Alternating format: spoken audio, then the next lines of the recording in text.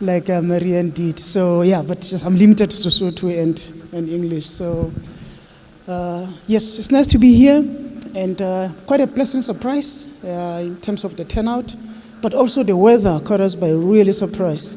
We have this notion that Limpopo is hot, and this morning we got a sobering awakening. And so yes, it's really exciting to be here, and we hope to have a very productive session, very interactive, and we hope that we'll be able to impart as much knowledge as possible.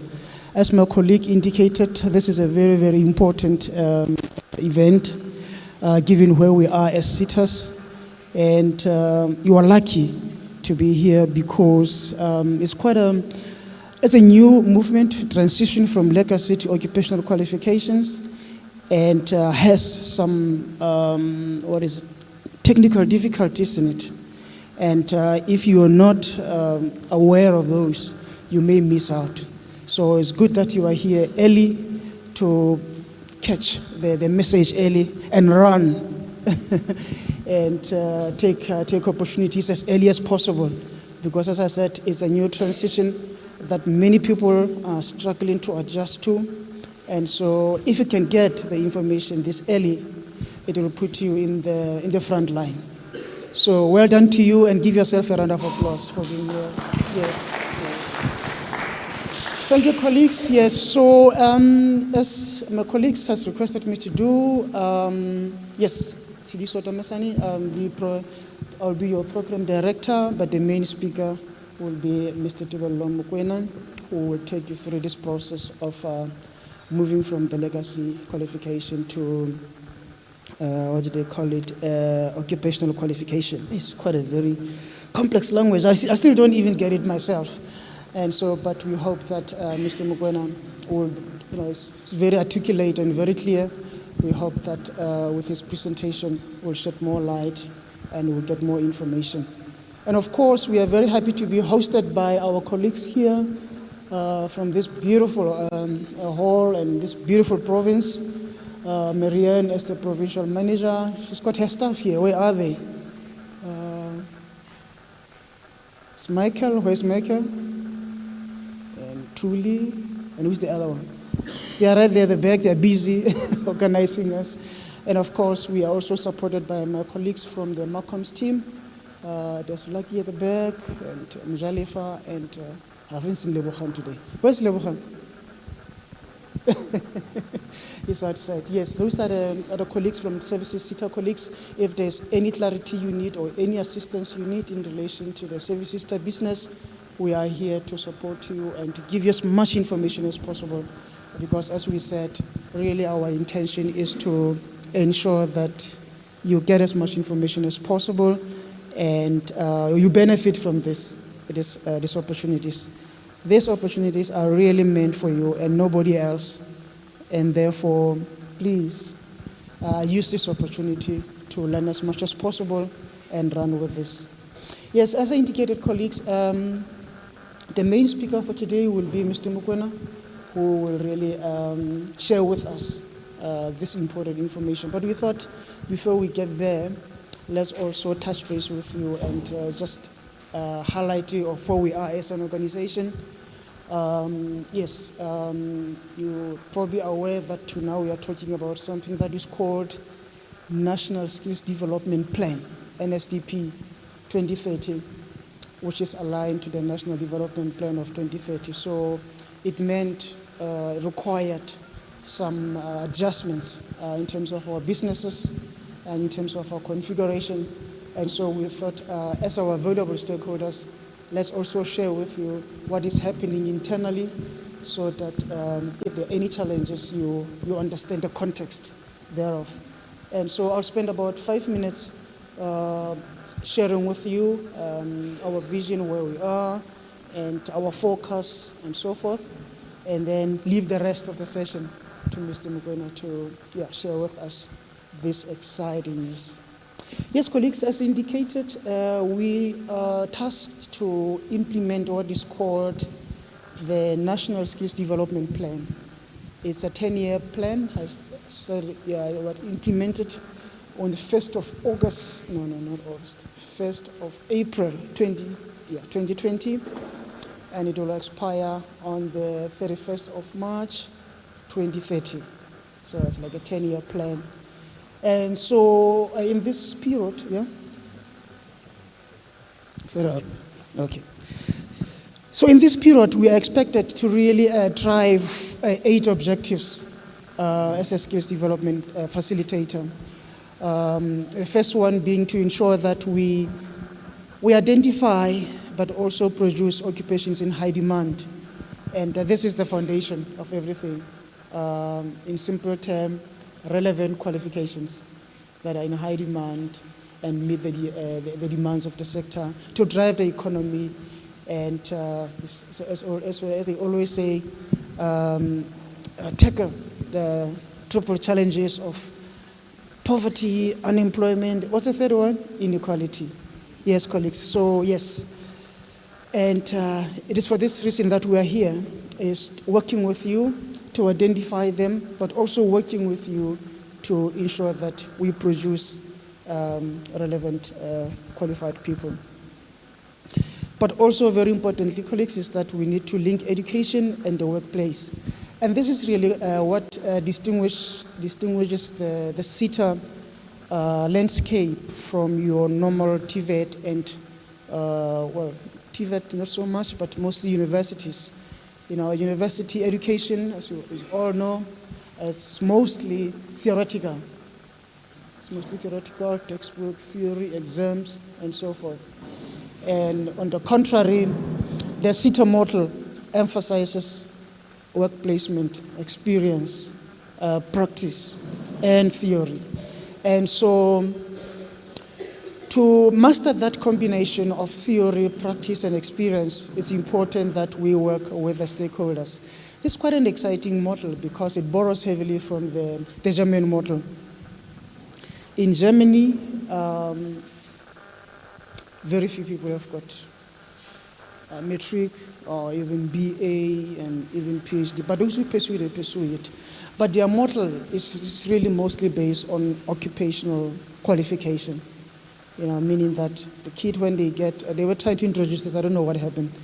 When they reach grade 10, standard 8, majority of them, standard 10, they start going into a workplace and receiving practical work, but also learning as they work. Most of the people that build this Porsche, Mercedes-Benz, Audi, what's the other one? BMW. Most of those kids, they dropped off at grade 10, but the system is so good that they are able to be recruited from schools, placed in BMW, Porsche, or Mercedes-Benz, given practice, but also theory. And the economy is growing. The economy is growing. And so the Seta system is borrowing from that, but because we are borrowing from outside, there are still challenges within our system to do that, but we hope that with time we'll overcome that. I think my point is there's logic behind this model. It says when you complete a Seta qualification, you are ready for work. You are ready for work because you've done the theory, you've done the practice, you've done the experience. And so work placement is very critical. And so if today you are here as a skills development provider, you are at the right place and at the right time. Or if you're an employer, you are at the right place and the right time because there is a need for these two to work together. If you're a skills development provider, you need to build a relationship with workers, not workers, with employers, with companies. Because for you to graduate your learners, there will be a requirement for work placement. And so that linkage is important, and I try to contextualize to say where is it coming from. It's coming from that notion of saying, we want to ensure that when the kids qualify, they are ready for work. They don't do a 3-year BA degree or 4 years honors and then go and still start learning how to work. But immediately when they exit school, they are ready to work. Hence the need for collaboration with employers.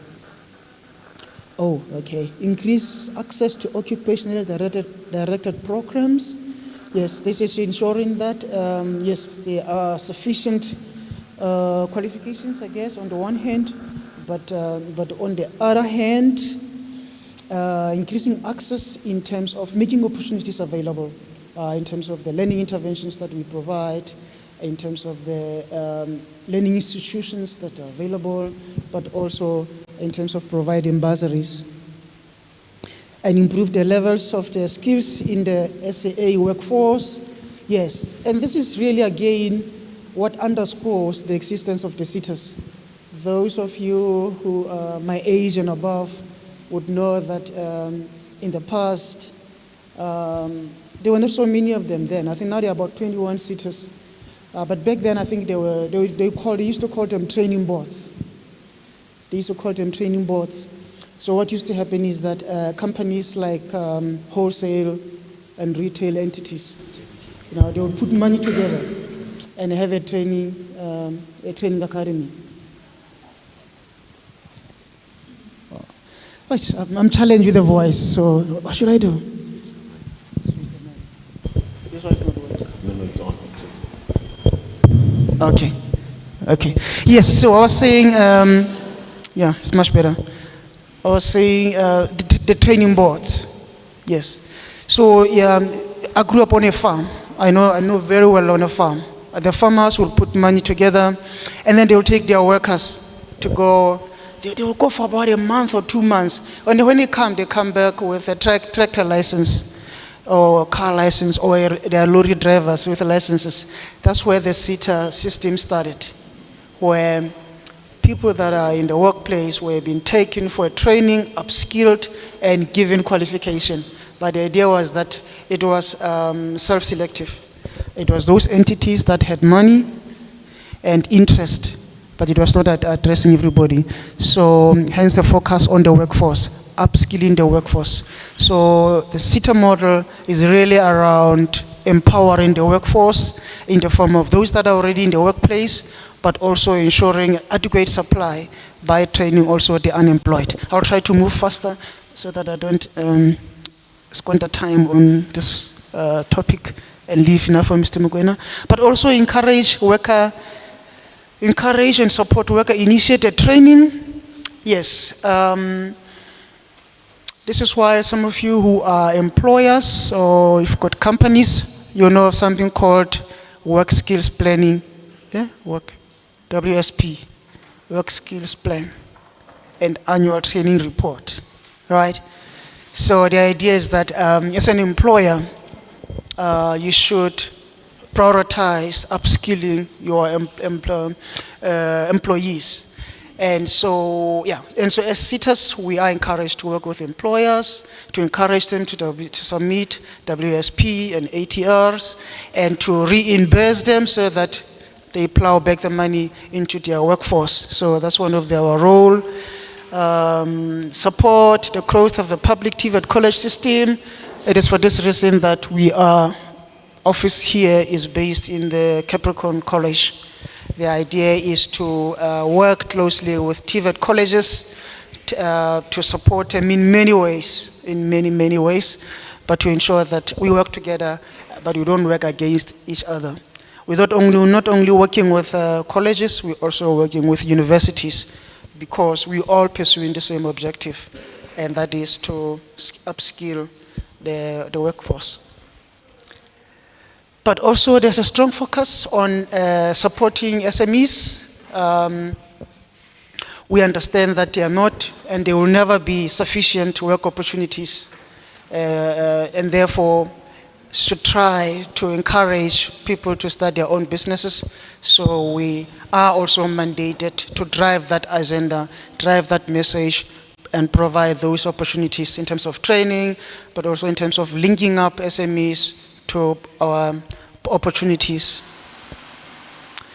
And of course, we are also tasked with ensuring that we provide sufficient career guidance to guide people in terms of the opportunities that exist, to ensure that we address what I alluded to before as the triple challenges of unemployment, poverty, and inequality.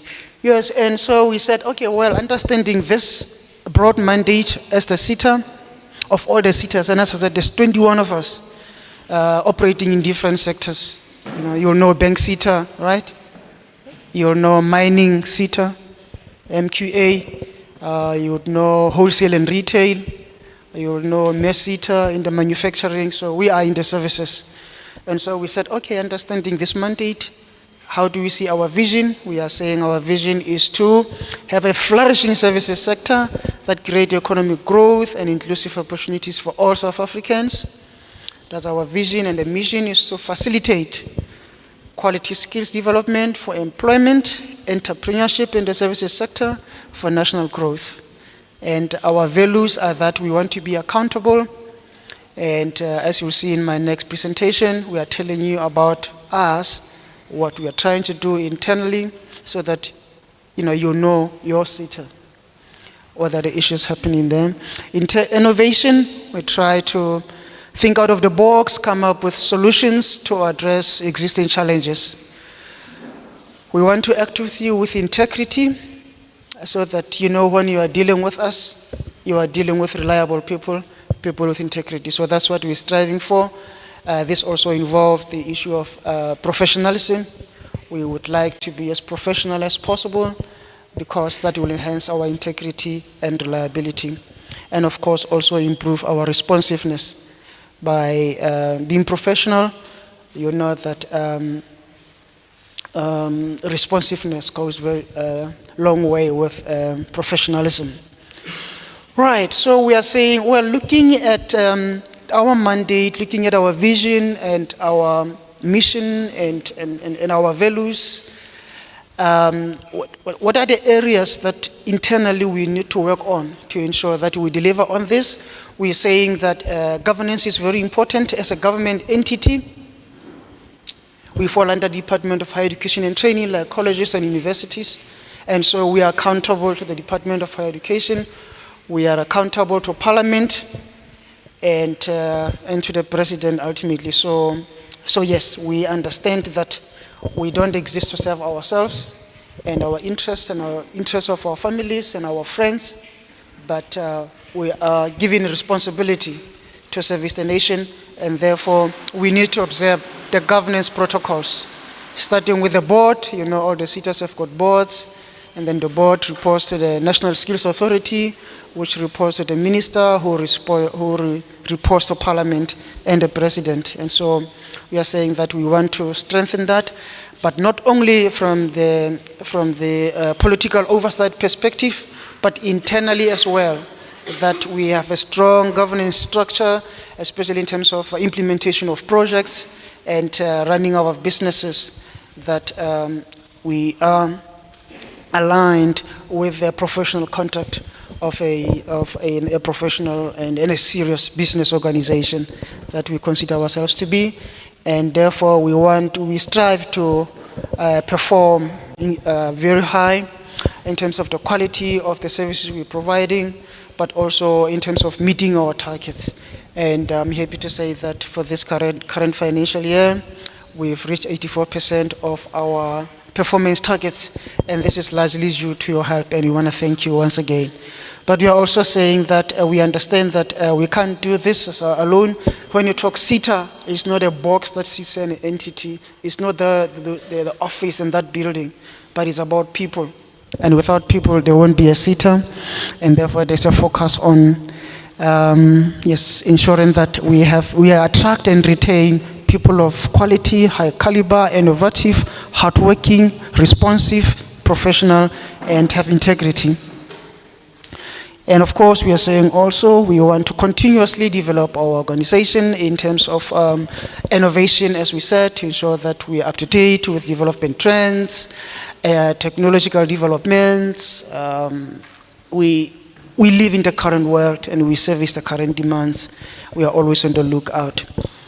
And of course, you would know that in the past, I think for about three years or so, we had frozen altogether the DG windows. Who know the DG windows? discretionary grants for a very long time. We were under a very dire situation at some point where we were overcommitted for some reason. I don't know what happened to our accountants. Maybe they lost their calculators at some point. We were overcommitted, and so we had to scale down a bit. But I guess there was a time when we issued a DG, and there were really a lot of applications, and relevant, and mostly from rural areas. And we prioritized them, but only to find that we, at the end of the day, we overcommit. And so we had to pause with a DG to ensure that we service those obligations. As I said, we saw value in them in terms of where they were coming from, because majority of them came from the rural areas. And so we had to pause for a while to manage that backlog, which we are overcoming. You will start seeing the DG windows coming through in due course, because we have made significant strides in terms of managing that. So it's one of the internal weaknesses we identified and been striving to work on, and I'm happy to say we are making tremendous progress in that regard.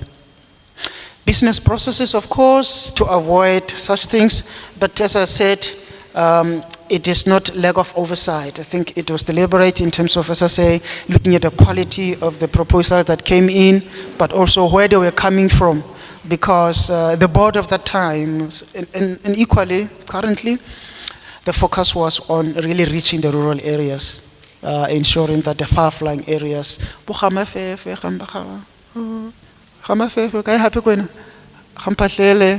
many places, we are running projects there.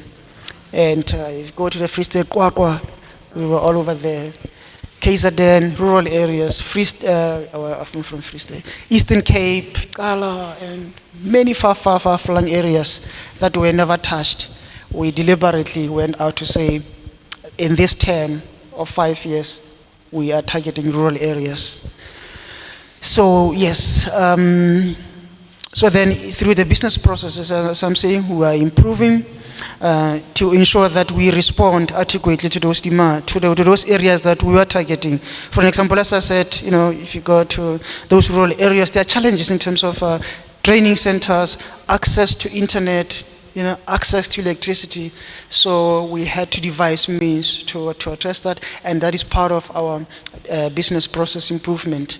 But also, I think even the head office and provincial offices, restructuring them and positioning them in such a way that they respond effectively to the mandate and to the agenda that we are striving to achieve.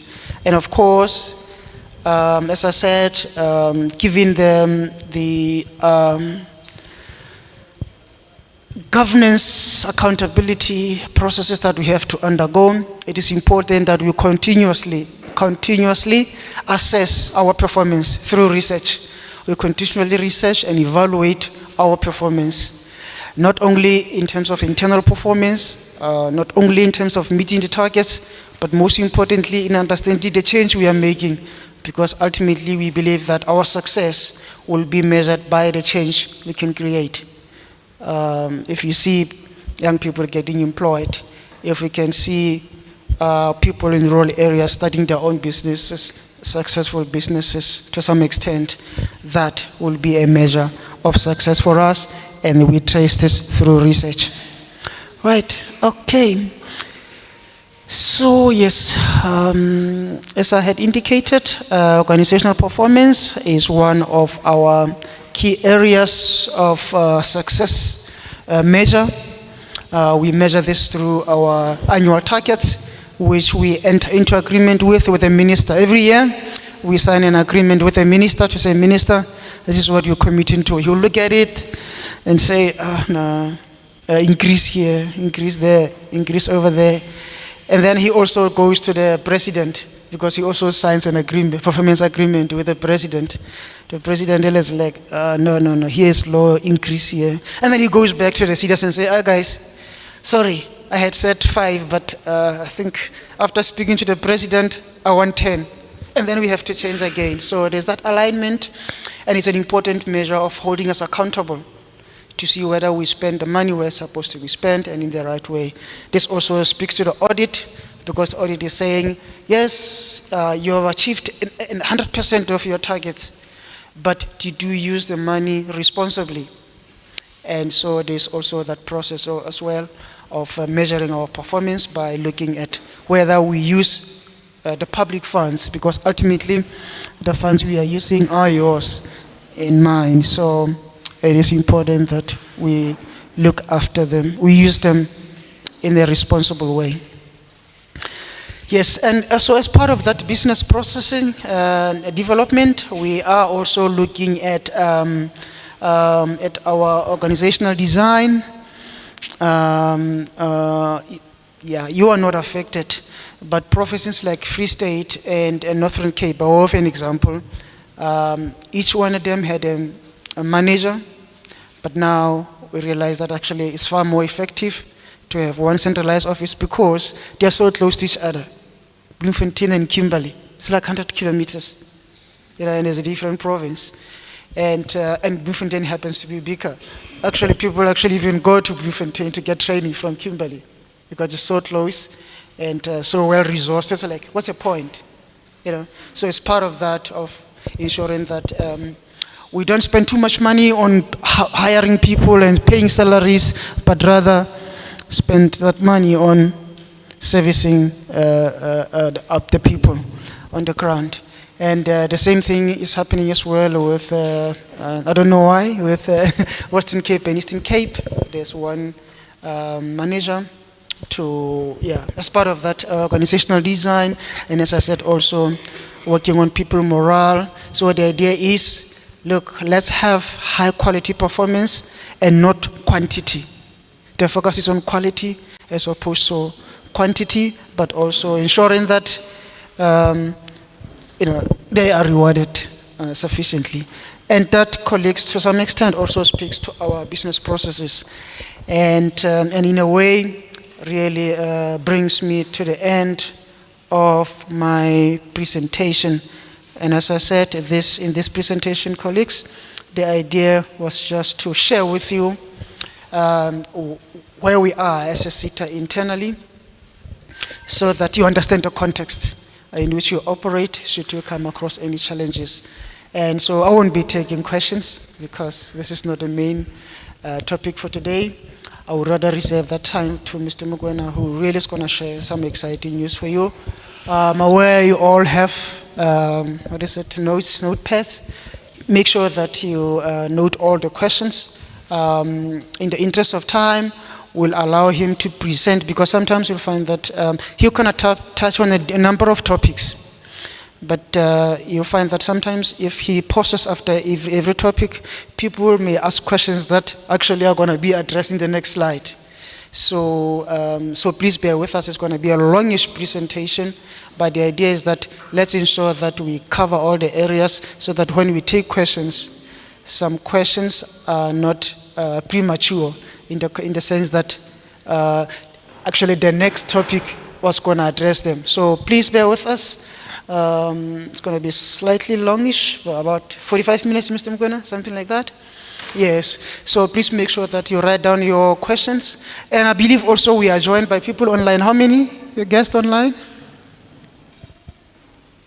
30? Yes.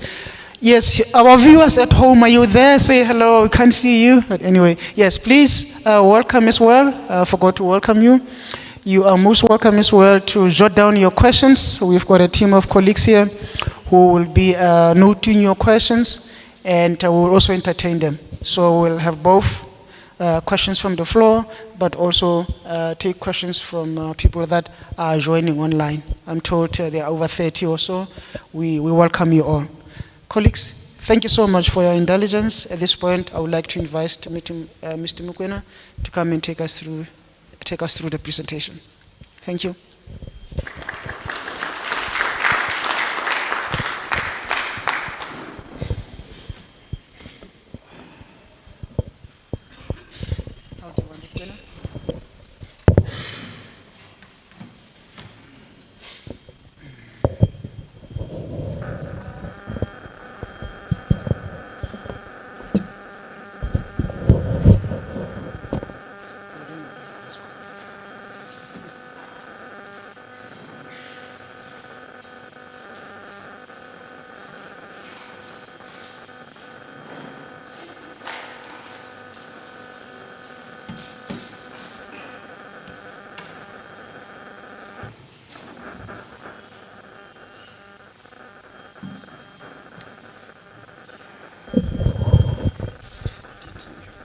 Just if you can.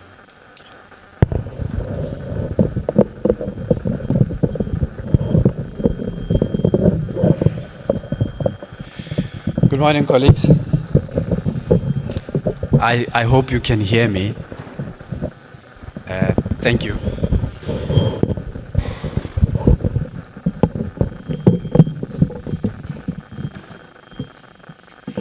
If you could just indulge me for a few minutes whilst I share my presentation.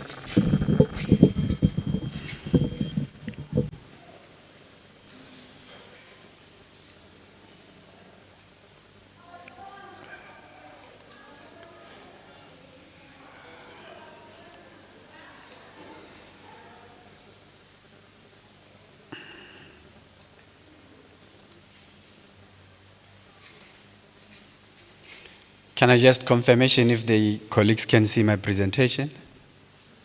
Thank you. More, I will need guidance on whether the stakeholders online, whether I need to unmute myself on the computer or anything, so that they can also hear me. You're comfortable. Thank you. Good morning again, colleagues. My name is POLOKWANE. I work for Services Seta. I'm a senior manager responsible for quality assurance. I'm also responsible for provincial operations. It's quite an expansive portfolio. I'm here to talk to you about the transition from historically registered qualifications to occupational qualifications.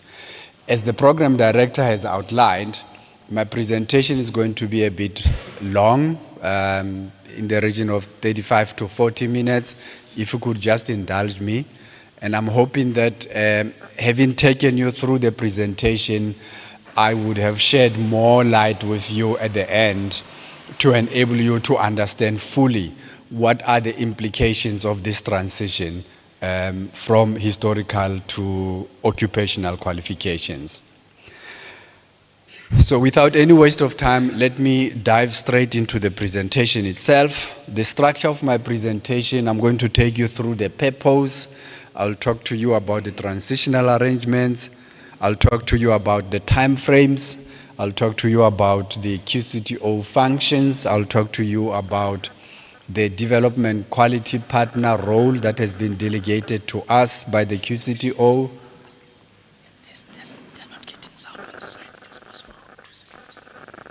Okay, apparently the sound is one-sided.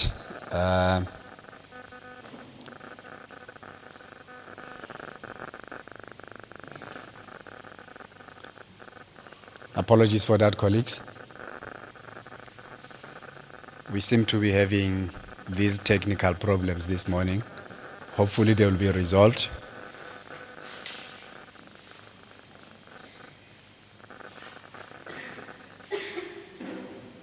Can I proceed? Okay.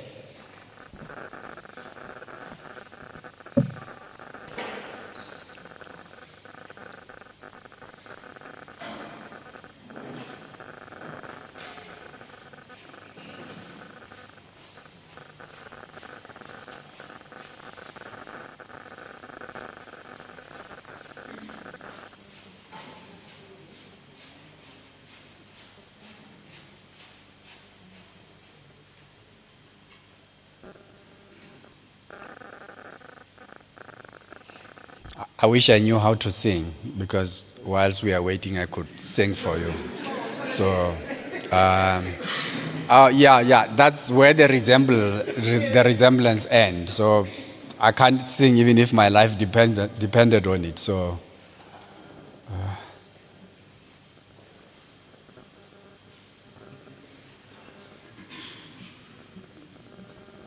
okay, apparently the sound is sorted. Thank you very much. So in addition to the QCTO functions, I'll be talking to you about the development quality partner functions that have been delegated to us by the QCTO, as well as the assessment quality partner functions.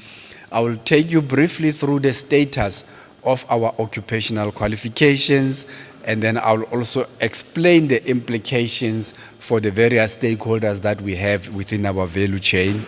And I'll also then talk about the accreditation process, so that those who are keen to be accredited for our occupational qualifications know what process to follow. And then I'll also talk to you about the assessment process for occupational qualifications relative to historical qualifications. Hopefully, with that kind of agenda, I would have shared with you sufficient information to equip you with understanding this transition to occupational qualifications. Now, let's briefly talk about the purpose. As I said, the intention is to talk to you about the transition from historical to occupational qualifications and its implications. It is also to talk to you about the role of the QCTO, the role of the services Seta.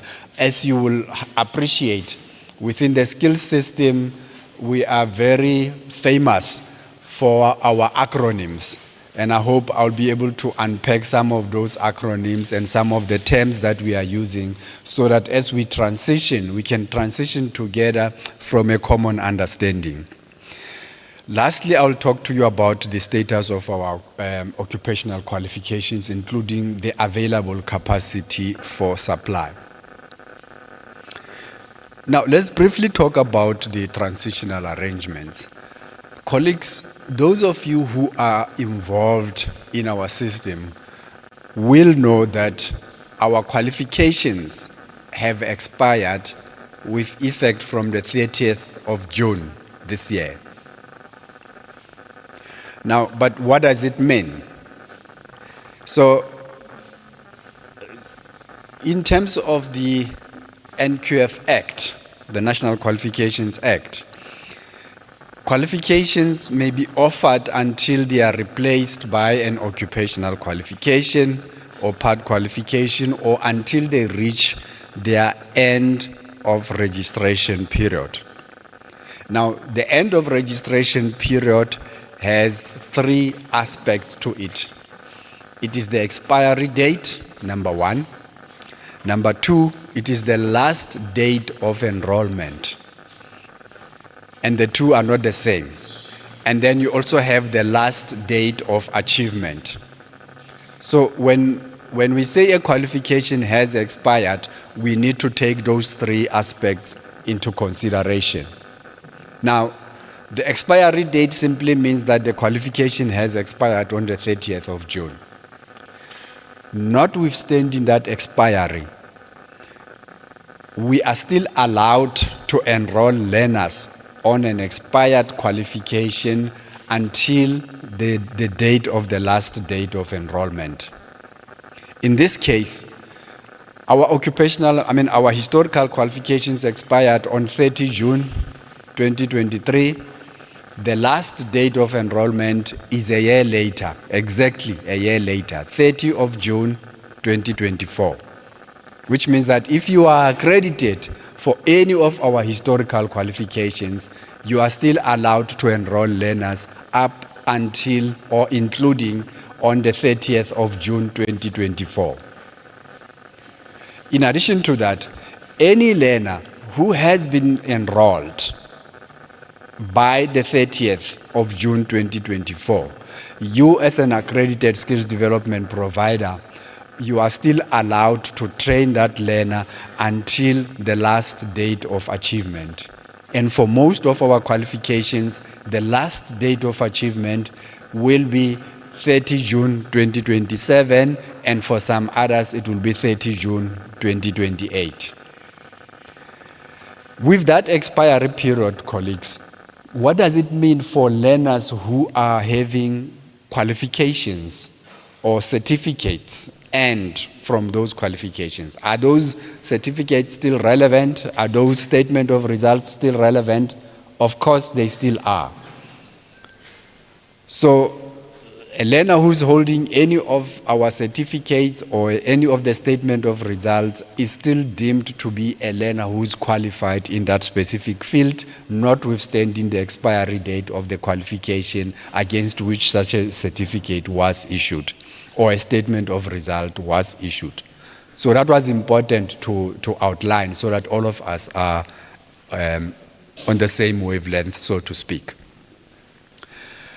In order to amplify the understanding of this transition, let's use the two examples of the qualifications in beauty. The first one is the FET certificate NQF level 4 in beauty and nail technology with 156 credits. That qualification was registered in 2028. It expired on the 30th of June 2023. The last date of enrollment is 30 June 2024. And the last date of achievement is 30 June 2027, which means that if you are holding an accreditation at the moment, purely on the basis of what I have outlined here, it means you are still pretty much in business. Agreed? So your business is not affected. Now let's look at the second one. The second one is still in the same beauty and it's called National Diploma at NQF Level 5. It's Health and Skincare, 266 credits, registered in 2028. It has expired on 30 June 2023. The last date of enrollment, 30 June 2024. Last date of achievement, 30 June 2028. It also means that somebody else who's accredited for this diploma, notwithstanding the expiry date of the qualification, that person is still in business, can still enroll learners until 2024, 30 of June. And all of those learners that would have been enrolled can be exited out of the system until 30 June 2028. Now, having said that, we have SDPs that are saying to us, I've got this tender, it was advertised by Seta, and Seta are worried that the qualification that I am accredited for has expired, and therefore it means that even my accreditation has expired, and Seta will not give me this business. So all I'm saying, colleagues, is that if there is a common understanding about the implications of the expiry date of the qualifications vis-a-vis your accreditation, that should not be an issue. However, we can't assume that everybody has the same understanding. A supply chain clerk who is sitting somewhere in Pretoria would look at the date of expiry that is stated in the qualification and assume that you are no longer accredited. Now, in order to assist you, we have taken a three-pronged approach. That three-pronged approach is as follows. We've published a generic letter on our website where we are clarifying that any skills development provider who is currently accredited for any of our qualifications must know that their accreditation is still valid, subject to the date of expiry in the qualification, subject to the last date of enrollment, and subject to the last date of achievement. So that's the first approach. So anybody who wants the comfort of knowing whether the accreditation is still valid or not can use that letter.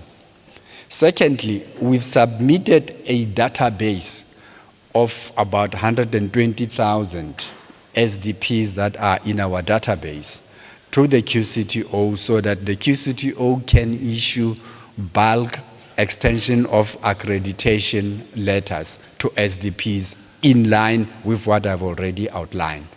But because we've got quite a huge database, that process is not going to be completed overnight. Now, thirdly, we have opened ourselves to accepting that you may require of us to send you letters that are specific to your company. That says company XYZ, the accreditation is still valid, notwithstanding the expiry date of the qualification. So those three things should enable you not to lose any future business that you may require. However, we are cautioning you that we are not asking you to simply flood us with requests for specific letters purely because you want the comfort of knowing whether your accreditation is still valid or not. In those instances where you are applying for a tender and you are apprehensive that your tender may not be considered, by all accounts, send us a request and we'll give you that letter. But there's 120,000 of you. So I'm appealing that don't flood us with this request merely so that you can have a letter that is specific to you that tells you what I've already told you. So those three approaches, colleagues, should enable you to still continue training the learners that you have in the system and exit them. Now, the same explanation that I've provided in relation to skills development providers is the same explanation that I need to provide for your assessors and your moderators. If you are already registered with us as a constituent assessor or a constituent moderator against any of our qualifications that have expired, you are still allowed to facilitate, to assess, to moderate any of those qualifications that you are already registered for, subject to the expiry date, subject to the last date of enrollment, including subject to the last date of achievement. Which means that if you are an assessor or a moderator and there's an SDP who would like to engage your services to help with assessing their learners, you are pretty much still allowed to do so, in the same way as the SDP is still pretty much allowed to enroll learners and exit learners in 2028 or 2027, depending on which one is applicable. Happiness? Thank you. I've taken time in this slide to explain this because I know that it is part of the pain that most of our skills development providers are experiencing at the moment. Now, I've already spoken about the expiry date of these qualifications, so I'm not going to repeat that because I think I am sufficiently spoken to that point. Now let me take you through the other additional point. Now, we have a new role player within the skills system, and that new role player is called the Quality Council for Trades and Occupations, or the QCTO for short. Now, in order for us to understand the role of the QCTO, we have to understand the National Qualifications Act. In terms of the National Qualifications Act, there are three qualifications sub-framework. The first one is the basic education. The second one is the higher education. And the third one is the occupational qualifications sub-framework. Now, each of these three sub-frameworks have got a quality council.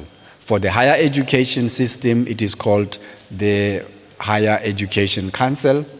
And for the basic and further education and training sub-framework, it is called UMALUSI. You will be familiar with UMALUSI for their matric examination. Now, for us in the occupational qualification space, our quality council is called the Council for Trades and Occupations, or the QCTO for short. So I'm going to be talking to you about the QCTO and its role. So the QCTO has been established in terms of the National Qualifications Act in 2010, in terms of the National Skill Development Act, rather. And that act also empowers the QCTO to oversee the design, implementation, and assessment, including the certification of occupational qualifications as well as trades. The same act also empowers the QCTO to delegate some of its functions. And in terms of that section of the act, I will outline some of the functions that the QCTO has delegated to us. In a nutshell, there are two streams of work that the QCTO may delegate to a Seta. The first one is the development quality partner. And then the second one is the assessment quality partner. So the development quality partner, it relates to a series of functions that have got to do with the development of qualifications, the accreditation, the development of qualifications, part qualifications, including skills programs and other supporting processes that are related thereto. Whereas the assessment quality partner relates to functions associated to accreditation, quality assurance, assessment, and certification. So let's have a look at what are some of the functions that we are obliged to fulfill as delegated to us by the QCTO. One of them, as I said, is to develop occupational qualifications. And in doing so, we rely on two groups of experts. They are called subject matter experts collectively, but depending on the role which they fulfill, they are also called a community of expert practitioners. So we appoint these subject matter experts. First and foremost, there's two types. There's your curriculum specialists. It is the curriculum specialist who packages the content, including the curriculum of the occupational qualification. But they are not specialists in the subject matter experts. They are generic curriculum specialists. In order for them to be able to develop each and every one of our occupational qualifications, they rely on a community of expert practitioners who are experts in the specific field to inform the content of the qualification. And the curriculum specialist then packages that content in the prescribed format and present it as a qualification document. So usually the subject matter experts or the community of expert practitioners who inform the content of the qualification are people who have a minimum of 5 years experience and they have one NQF level above the qualification that they are developing. So for argument's sake, if they are developing a qualification in beauty, it's at NQF level 5, it means these will be people that have a qualification in beauty in NQF level 6 and above, and they will have had at least a minimum of 5 years experience in the beauty industry. So they will be the one that tells the curriculum specialist that a beautician does the following. And based on that input, the curriculum specialist then designs the curriculum of that specific occupational qualification. In addition to that, the output that comes out of the qualification development process include the qualification document, the curriculum document. Now, the curriculum document has three parts. The first part is the knowledge modules. The second part is the practical modules. And the third part is the workplace experience modules. In addition to the occupational document as well as the curriculum document, they also develop an external assessment specification. And an external assessment specification is a high-level articulation of what is the assessment going to be based on. So it will identify at the minimum 5 exit level outcomes against which that learners are going to be assessed insofar as that qualification is concerned. There may be more exit level outcomes. In addition to the qualification assessment specification, they will then submit what is called a process report. Now, a process report is really a high-level report that outlines the process that was followed in the development of that qualification. Once the qualification has been developed and submitted, there are 2 other additional documents that gets to be developed as part of the development process. Those 2 documents are confidential. The first one is known as the Qualification Assessment Specification Addendum. Now, you may ask a question, what is the difference between the qualification development, assessment specification and the qualification assessment specification addendum? So the assessment specification is high level, 1-pager at the most. But the addendum is a bit more detailed. It specifies the rules of how the assessment is going to be conducted, including providing a framework of questions to be asked when a question paper is going to be designed against such a qualification. So you can then think of a qualification assessment specification addendum as a framework which then informs what goes into the actual question paper that gets to be used when learners are going to be assessed. Now from the addendum, then once the addendum has been approved by the QCTO, the assessment quality partner, the services Seta in this case, will then develop an assessment tool using the subject matter experts. I've spoken to you about the role which the services Seta fulfills when it is a development quality partner. Now let's talk about the role that the services Seta fulfills when it is an assessment quality partner. Now, an assessment quality partner is a body that is delegated by the QCTO to develop instruments, manage, external integrated summative assessments of a specific occupational qualification. Now, in that role, the services Seta fulfills some of the following responsibilities. It develops and maintains a national data bank of instruments for external assessment. Now, assessment instruments are, simply put, question papers, a data bank of question papers for our assessment. Now, the distinction between the assessment that gets to be conducted in the occupational qualification space vis-a-vis the assessment that we used to conduct for our historical qualifications is that for historical qualifications, learners will put together a portfolio of evidence. Files and files and files of evidence that shows that the learner has achieved competence. In the occupational qualification space, no. The learner is going to have to sit for an ASA, which is an external integrated summative assessment, an examination where they will sit in a room in a similar way as you are sitting and write an exam. And it is only once they have passed that exam that they will be issued with certificates. Happiness? Yes. Now, in addition to designing a data bank of question papers or assessment tools, we must publish an exemplar, which means we must take one of those question papers and publish it on our website as an exemplar. Now, that exemplar fulfills two roles.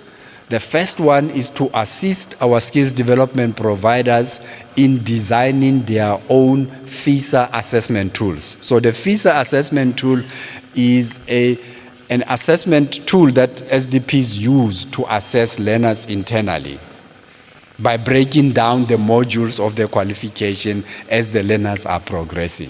So the exemplar helps to our skills development providers to design the assessment tools for purposes of the FISA, but it also helps skills development providers in preparing our learners through a mock exam.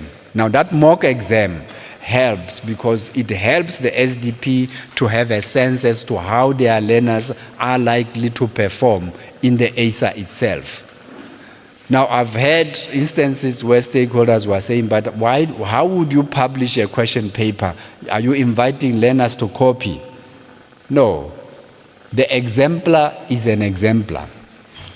The only similarity between the exemplar and the question paper and the question papers that we have is the structure of the examination. The question papers that we are going to use are going to be different, but the structure of the exemplar is going to be the same. Now let me just outline that for your comfort. In the occupational qualification space, the emphasis is not so much on testing or assessing the learner's ability to recall what they have learned.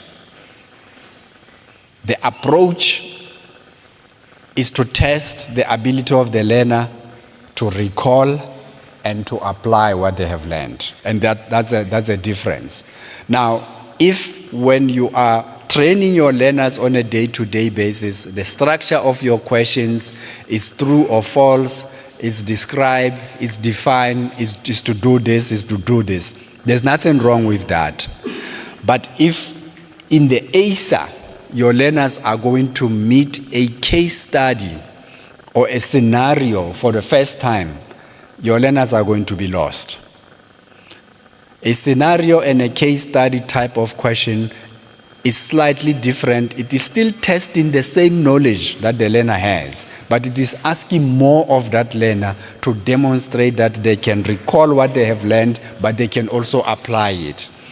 So if when you as SDPs are not tailor-making your assessment tools for FISA aligned to the structure of the assessment tools, it means that your learners are unlikely to do well in the final assessment because they are used to true or false, describe, define this. On its own is not a wrong thing. But you've got to gradually let them understand that in the final summative assessment, they are going to be given a scenario, and based on that scenario, questions are going to be asked. And if a learner is meeting a scenario type of a question for the first time in their life in assessment, it's going to be a shock to them. So I thought I should just highlight that. We also maintain a national database of registered subject matter experts, and the subject matter experts, colleagues, are simply a collection of 4 types of professionals: your facilitators, your assessors, your moderators, as well as your workplace mentors. The 4 are now known as subject matter experts, and when we create a database of those subject matter experts, we are not doing something new. We are simply building on what we used to do in the past, which was to register your assessors and your moderators.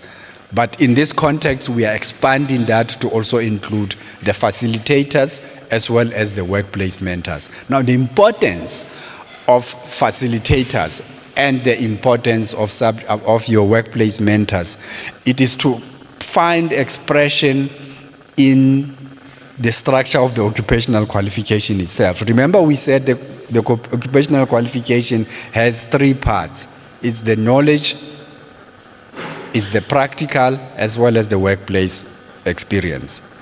So in the past, you would have your assessor also doubling up as a as a facilitator. Nothing wrong with that.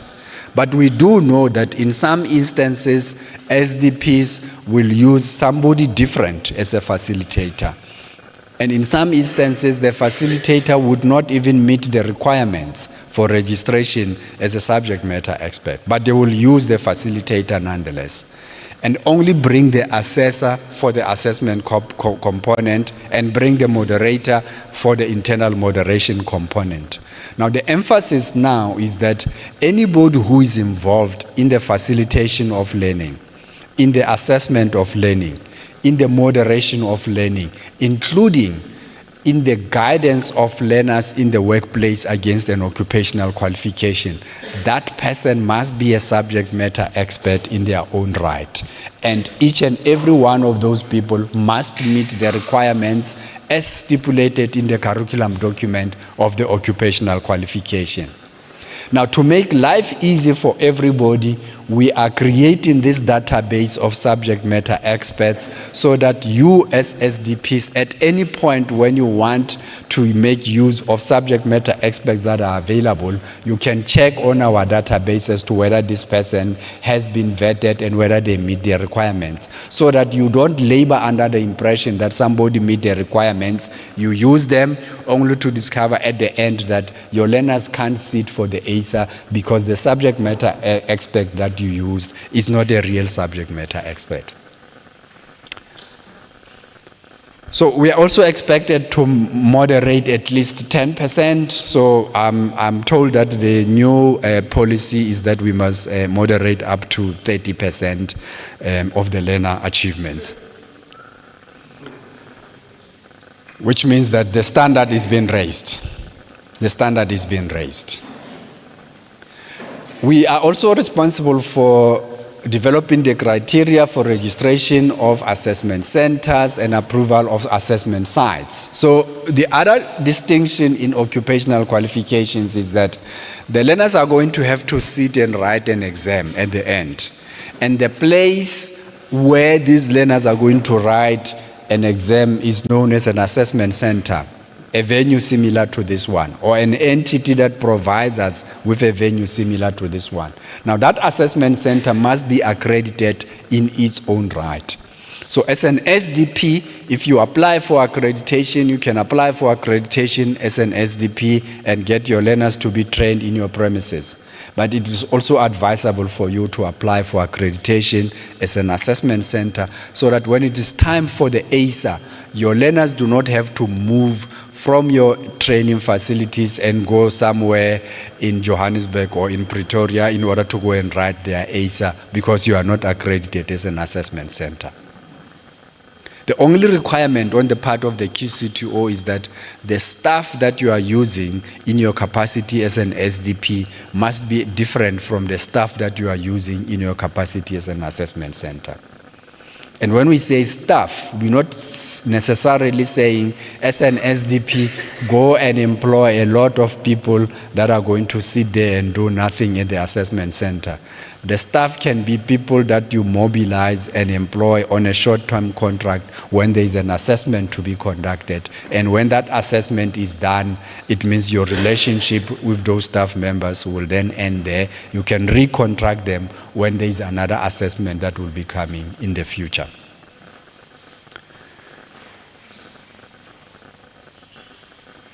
We also recommend the accreditation of assessment centers and the withdrawal of the assessment center accreditation in instances where, as an assessment center, you allowed your learners to copy or to involve themselves in any acts of misconduct.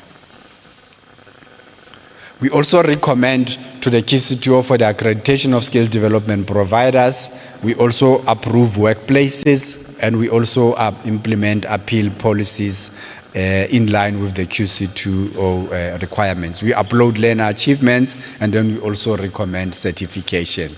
We ensure that there are systems in place to detect any irregularities. We also conduct learner tracer studies, and those learner tracer studies help us to determine our throughput rate, number one. How many of our learners that were enrolled in our qualifications, how many of them, out of those that were enrolled, how many made it to the final ASA? And of those that made it into the final ASA, how many of them passed?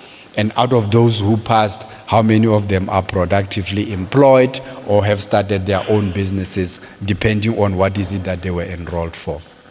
We also advise the QCTO on the recognition of qualifications and part qualifications from other sub-frameworks.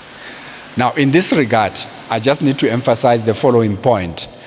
In the past, in the skills system, our qualifications mostly went as far as NQF level 5, and there would have been a few at NQF level 6, but not many.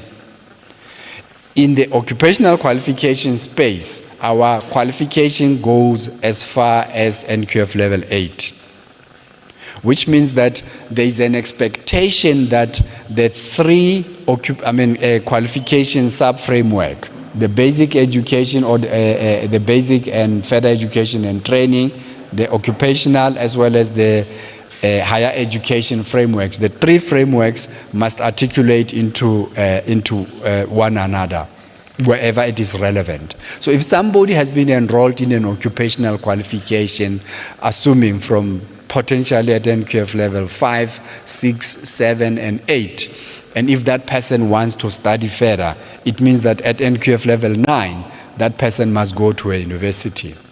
If there is no articulation between an occupational qualification and the qualifications that are offered by universities, it means that learner can only go as far as NQF level 8. So our role is to make sure that there is proper articulation in our occupational qualifications so that we can move from just producing specialists but also producing people that are generators of knowledge, which then happens when people are qualified at NQF level 9, including at NQF level 10 and above. So that becomes important. I've spoken about the moderation and as well as an RPL tool, so I'm not going to repeat that. We are expected to report on a quarterly basis to the QCTO on assessment center accreditation, de-accreditation, assessment instrument utilization and performance analysis, number of accredited skills development providers, number of enrollments and achievements against ASA, on the external assessment moderation management, learner certification recommendation, assessment practitioner management practices, as well as learner and employer tracer studies. Now, let's just talk about occupational qualifications. We've been talking about these occupational qualifications, but what are these occupational qualifications? How different are they from the qualifications that we had in the past? Let's have a look at them. An occupational qualification simply means a national qualification associated with a trade, occupation, or profession resulting from work-based learning and consisting of knowledge, practical, and workplace components. I've already spoken about this. Now, in addition to an occupational qualification, you also have something called a part qualification. So a part qualification means a unit of learning with a defined outcome that is or will be registered as part of a qualification on the National Qualifications Framework. There are two permutations related to the registration of part qualifications. A part qualification can be registered in instances where there is a need to break down a full occupational qualification into manageable chunks. In that regard, it means that learners may enter or exit through a part qualification at their convenience, and then at a later stage, once they've concluded all the part qualifications related to that qualification, they may then go and sit for an ASA and then earn a full qualification. That's the first permutation.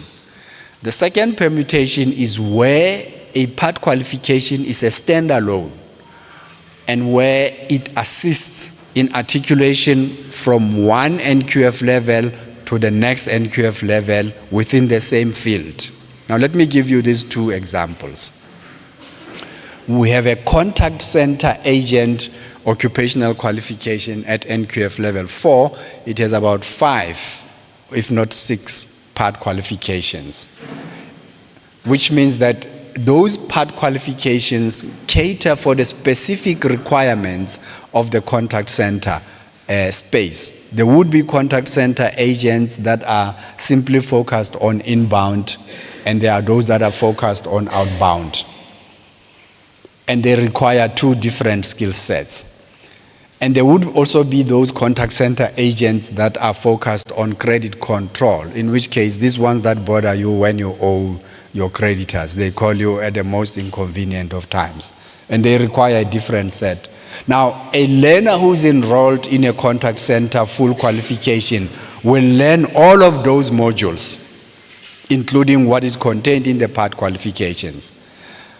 But some contact center companies are only interested in training their learners on the credit control part of the contact center qualification. As a result, they will take their learners and enroll them on the part qualification related to credit control and then send them to work. At a later stage, those learners can enroll for a different module, and perhaps in 3 or 4 years, that learner could have achieved a full qualification against contact center agents. So that's what happens when you break down an occupational qualification into parts and make it possible for learners to manage it into manageable chunks. Now, the second one where it articulates, I'll use the example of the quality management space. So in terms of the hierarchy of roles within the quality management space, you have a quality inspector at NQF level 3. From the quality inspector, the person then move and become a quality controller at NQF level 4. But for the learner to move from being a quality controller to being a quality manager, they need to have been trained on an NQF level 5 qualification. there wasn't enough content to create a full qualification at NQF level 5 for something called quality assurer, which serves as a transitional qualification between the quality controller and the quality manager. So as a result, we designed a part qualification for a quality assurer, which is a part qualification which enables a learner that has achieved against the quality controller NQF level 4 qualification, who may want to proceed and study for quality manager at NQF level 6. So that learner will do a part qualification at NQF level 5 called quality assurer. And then when they have completed that part qualification, they will meet the requirements to enroll in the quality manager occupational qualification at NQF level 6. So those two scenarios, colleagues, helps you to clarify why we need a part qualification and under what circumstances can we have a part qualification. Happiness? Yes. Now, we also have something called a skills program, and now I'm going to confuse you. But I'm inviting you not to be confused whilst I'm confusing you. Okay, so we also have a skills program. Now, a skills program is an occupational learning program that is credit bearing but not registered on the National Qualifications Framework.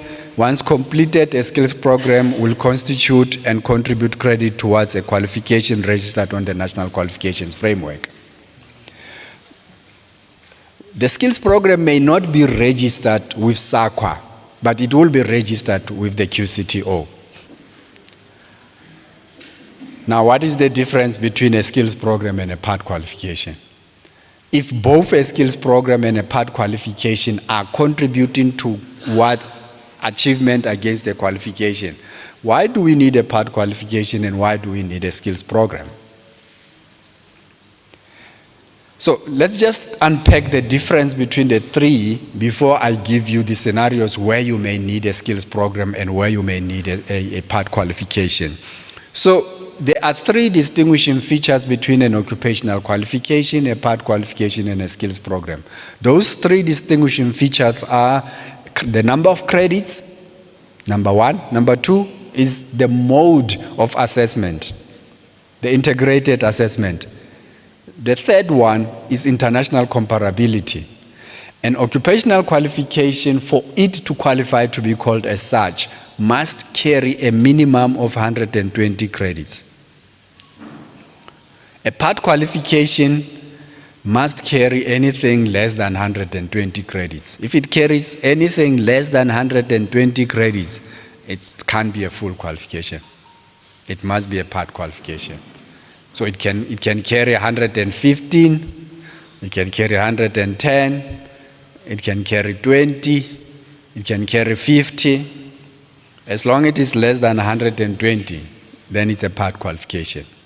A skills program must carry at least a minimum of 8 credits. So in relation to part qualifications, what the law has defined is the ceiling. The ceiling for part qualifications is if it is less than 120 credits. The skills program, the law has only prescribed the floor. So the floor is 8 credits minimum. It doesn't tell you how many credits must a skills program have. So that's the distinction in relation to the three. When it comes to the assessments, both the part qualification and the occupational qualification, the learners are sitting for an ASA, an exam. But for a skills program, the learners don't sit for an exam. They sit for a FISA. Well, it's still an exam, but it's an exam that happens at a skills development provider. It's not a centralized and external exam.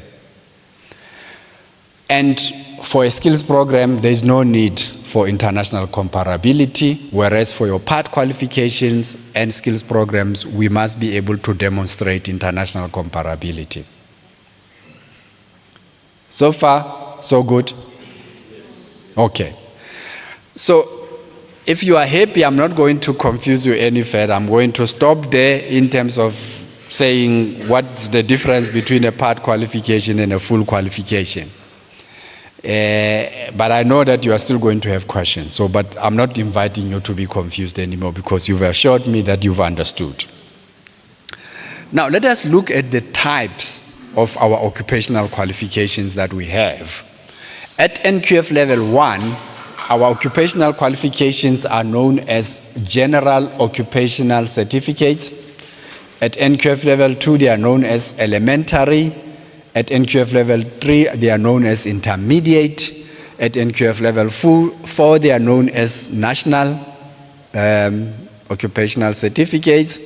At NQF level 5, they are known as Higher Occupational Certificate. At NQF level 6, there's two types. There's your Advanced Occupational Certificate, and then there's your diploma. The distinction between the two is in the number of credits. For a qualification to be classified as a diploma at NQF level 6, it should carry a minimum of 360 credits and above. If it carries less than 360 credits, it can't be called a diploma. It must be called an Advanced Occupational Certificate. At NQF level 7, our qualifications will be known as Advanced Occupational Diploma. You can now see the alignment with the higher education space. And then at NQF level 8, our qualifications will be known as Specialized Occupational Diplomas. So which means that the best that we can produce out of an occupational qualification space is a specialist. If you want to be anything more than a specialist, you will have to then articulate into the higher education space and still study within the same field. But at that level, the assumption is that you've learned everything there is to learn for purposes of an occupation-specific learning. Then you can then go into a higher learning and be more of a generalist in a bit of a wider field.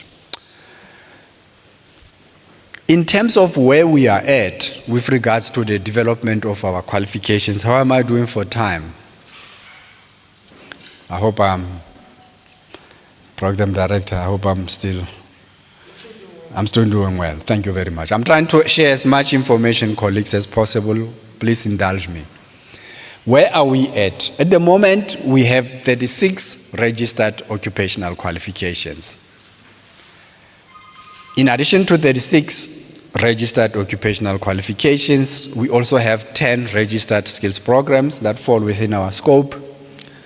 We still have one occupational qualification that has just been approved by SAQA, but it still does not appear in the database because it hasn't been allocated a qualification ID number. And we've got 2 additional qualifications that has just been resubmitted to SAQA after remediation. In addition to those 3, we have about 22 qualifications, part qualifications, and skills programs that are awaiting approval by the QCTO and SAQA. So collectively, it means that give or take, we've developed the 36 that are registered, plus the 10 skills program, plus the 3 that are at the advanced stage of development with SAQA, plus the other 22 that are still in the process. So that's how much we have gone. But we still haven't gone far enough because when you compare what we used to have historically, the service sector had, give or take, 136 historically registered qualifications. So if you compare where we are now vis-a-vis what we used to have, you can see that there's still a long way to go.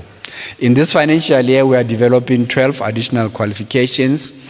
In addition to that, we've targeted 2 skills programs, and we've got 6 already registered occupational qualifications that we are reviewing. And the only reason why we are reviewing those qualifications, it is because they were billed to expire in June, and if there weren't any additional requirements as stipulated in the ministerial determination published in 2020, we would have simply extended the lifespan of those qualifications. So we are reviewing them. And in reviewing them, we're doing some of the following. Number 1, in terms of the ministerial determination, we are expected to ensure that our occupational qualifications carries at least a minimum of 60% of credits that are at the NQF level of the qualification, which means that if the qualification is at NQF level 6, 60% of the credits in that qualification must be at NQF level 6. So that's the first thing.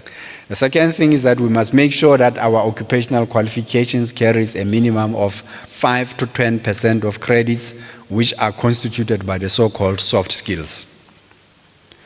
And then in addition to that, we must change and align the naming convention of those qualifications in line with what I've already indicated in this slide in terms of the naming convention. So purely as a result of those additional requirements, we've got to submit those occupational qualifications for review so that they are aligned.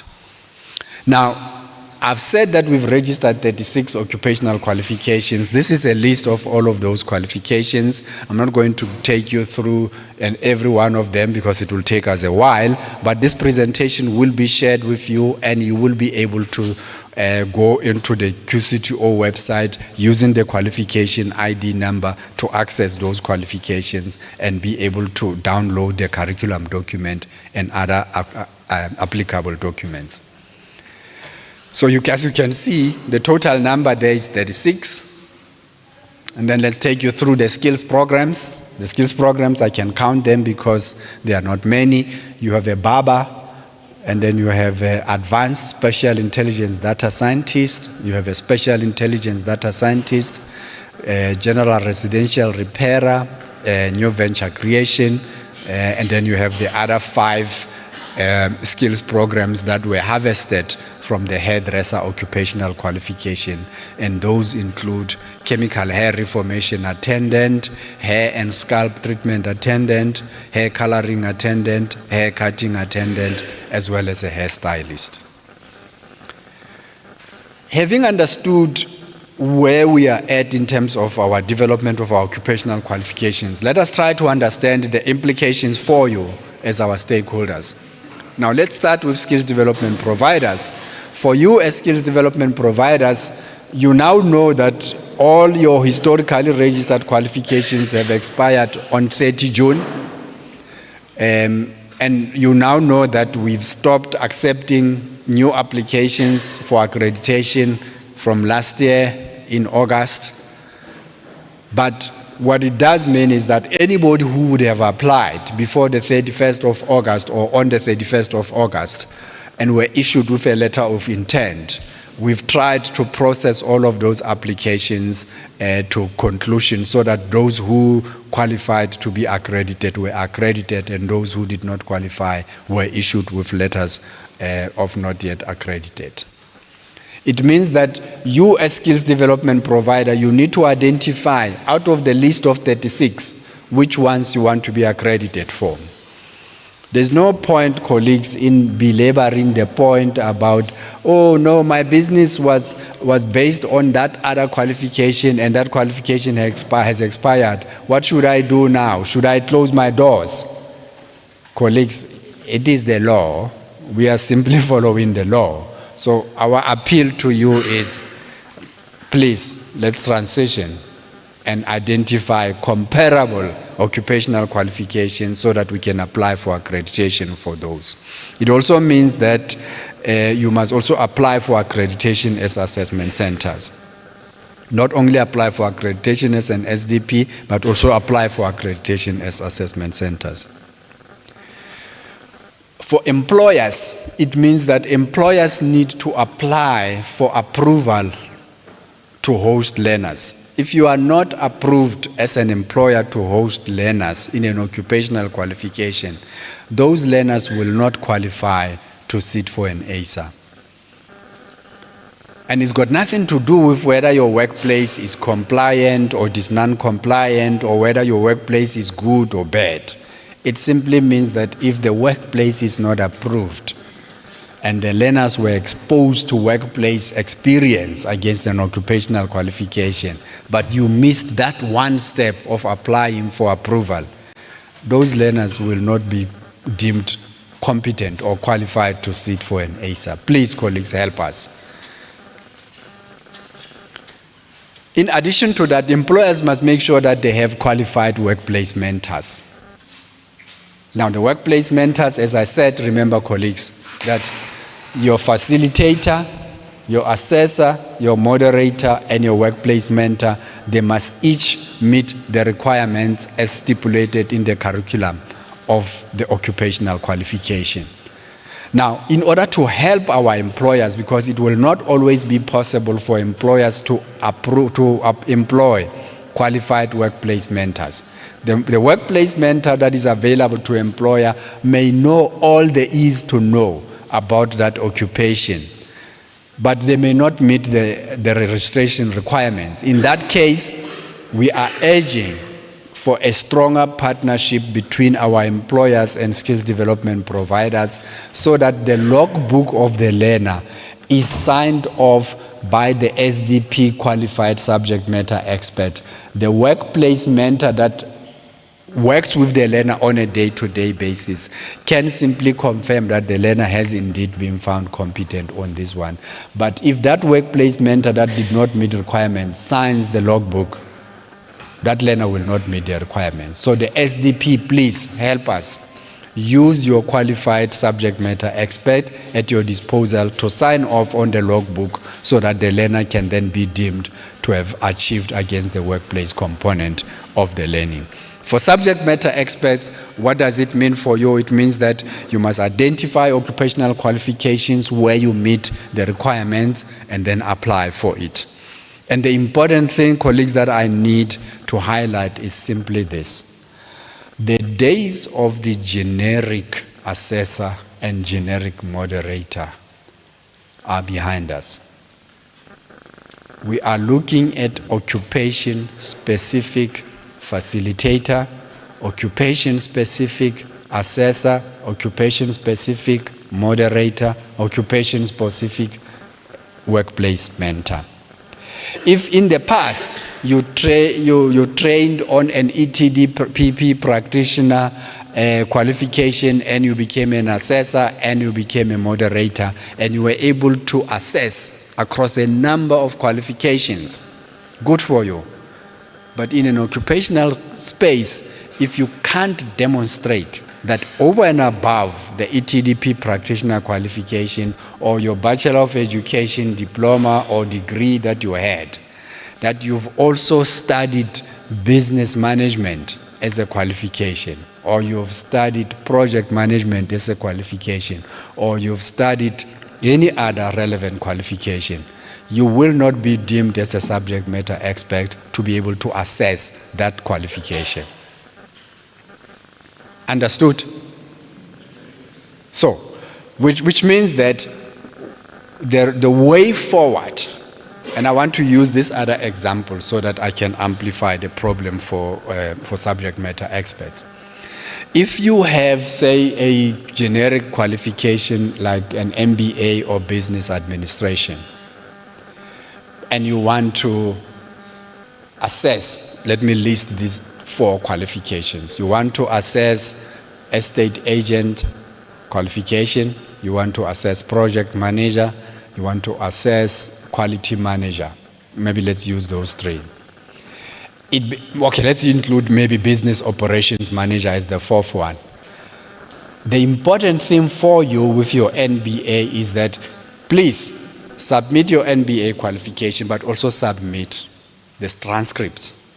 The transcripts will be able to tell the person who is evaluating your application to say, okay, in the modules of this NBA that this person studied, was there something about quality management? If yes, then it's a tick. Was there something about project management? If there is a yes, then there's a tick. If there was something also about operations management, then it's a tick, which means that you would have studied NBA as a generic qualification, but you would be able to assess, moderate, and facilitate across the 4 occupational qualifications. Agreed? But if you simply submit your qualification and say, I have an MBA, the person who is evaluating your qualification would not be able to evaluate your suitability or otherwise to be considered as a subject matter expert against the 4 qualifications that I have listed. So the appeal will be, provide as much information as you can so that you make the evaluation job to be easy, so that this process can be as seamless as possible.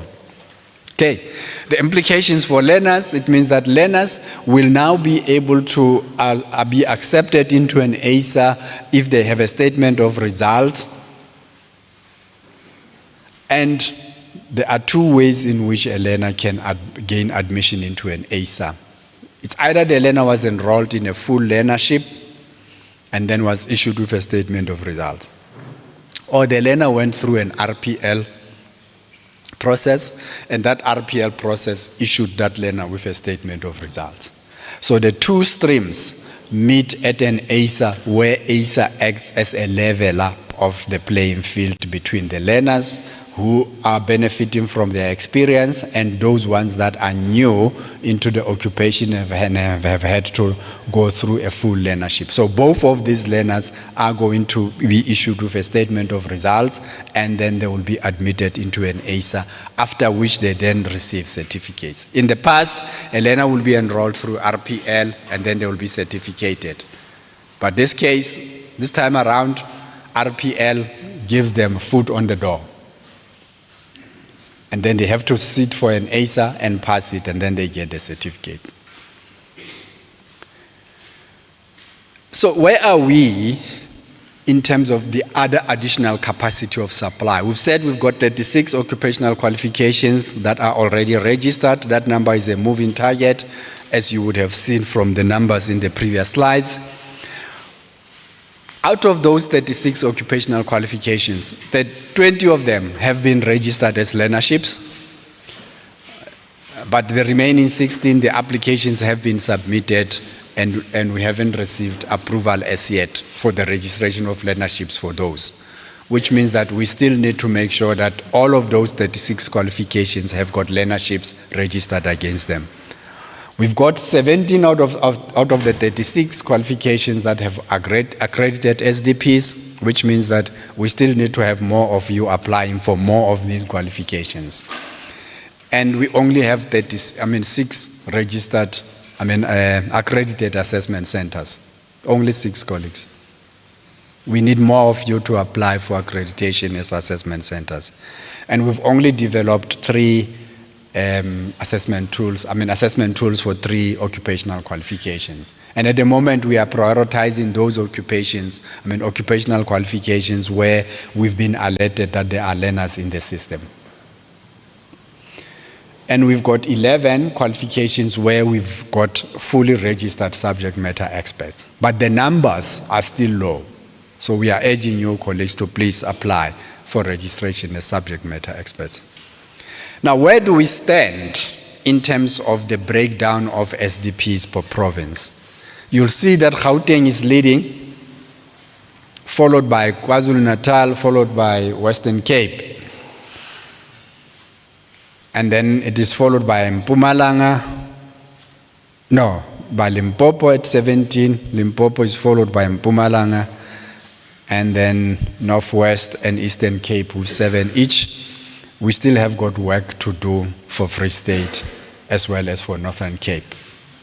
But Limpopo, 17 is not enough. We can do better. The risk is simply this, colleagues. If we don't have adequate numbers of accredited SDPs in your province, it means that we will be forced to get SDPs from Gauteng to come and train in your province. And we don't want that. So let's apply. Let's apply. Let's apply. Let's apply. That's our appeal, colleagues. Let's apply. Okay. So the accreditation process, you will go into the QCTO website, and there's an icon there for apply for accreditation. You'll click on it, and then it will show you whether you want to apply for accreditation as an SDP or as an assessment center. You'll click on it, you'll submit the documents, and having submitted those documents, the QCTO will conduct a desktop evaluation, and in 10 days they would have concluded that. And once they've concluded, they will either decide that they want to evaluate the application themselves, or they will submit it to us as Services Seta. In stage 3, they will then submit it to the services Seta if they elect to submit it to the services Seta, and then from there, then the services Seta will then allocate an evaluator who's going to work on your application. You will then be requested by the services Seta to submit a form. I've just forgotten its form. Is it form number 4 or whatever form number? I've forgotten the number of the form. Which form you must submit back and say, I'm ready for evaluation. Because if you don't submit that form and say, I'm ready, the risk is the QCTO wants us to conclude every accreditation application within 90 days. So the more you delay completing that form, the services Seta will be forced to issue a not yet recommended application without having evaluated your application. And then you'll have to start afresh. And then they will conduct a site visit. And having conducted the site visit, then there will be a report that is generated out of the site visit. And then it will be submitted for quality checks, and there will be an internal accreditation committee at the QCTO that considers all the accreditation recommendations. They will consider those and then approve those that are worthy to be recommended, to be accredited, and the QCTO will then issue you directly with an accreditation outcome, irrespective of whether it was the services Seta that evaluated your application or services Seta staff that evaluated the application. At a high level, that's the process that gets to be followed. Now let's have a look at those qualifications, the 17 that I said have got skills development providers that are accredited. At the top of those qualifications is project manager with 196. It is followed by hairdresser with 95, office administrator 91, followed by management assistant with 47, followed by contract center manager 37, and then followed by, I think it's marketing coordinator, office supervisor 20, and then marketing coordinator and others. So you can see even in instances where we are saying we have 17 occupational qualifications that have accredited skill development providers, but you have 1, or you have 2, or you have 9, or you have 5. So even for those qualifications such as garden worker, such as event and conference organizer, such as real estate agent, such as recruitment manager, labor inspector, quality assurer, quality manager, we still need more skills development providers to apply. I want to talk to you briefly about the conference and events organizer. Event management is one of the growing industries in our sector. To amplify this, you can go into any township and find people that are renting for events. They are either renting gas stoves, or they are renting tents, or they are renting pots, or anything that have got to do with events. It can be for a children's party, or it can be for any other event that is big. The problem is that those people have not quite seen that they are in an event management space and they need to formalize that business, because the potential for growth there is just so enormous. So if we don't create the potential for those people to gain the skills with which they can then grow that hiring business and become fully fledged event organizers, it means we are stifling the potential of event management from growing to its full potential, particularly in our townships and in our rural areas. So we will invite your colleagues to also apply for accreditation for this event organizer so that we can start to grow event management in our rural areas, including in our townships.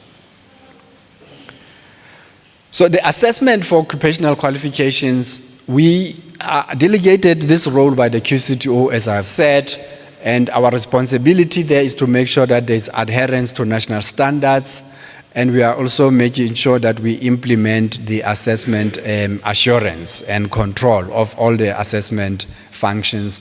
We must also maintain established standards by the QCTO in line with the single national qualifications framework. So in preparing for the assessments, we first need to make sure that for each registered occupational qualification that there's an assessment specification addendum that has been designed, and having designed that assessment specification and having had it approved, we must design assessment tools. As you would have heard, that these assessment tools simply refer to your question papers.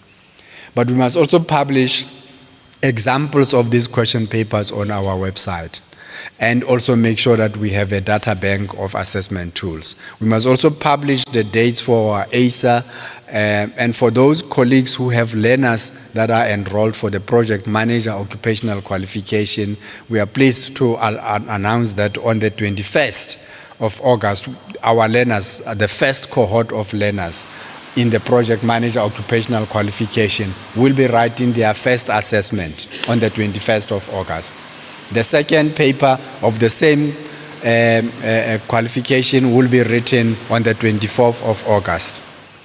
So we are obliged to publish this calendar of dates in order to enable you to plan as SDPs, so that based on the calendar you can say, I'm enrolling these learners now in August, and if I'm allowing myself 12 months to complete this learnership, it means that my learners should be able to write the assessment in November next year, because the dates for the assessment will already be published.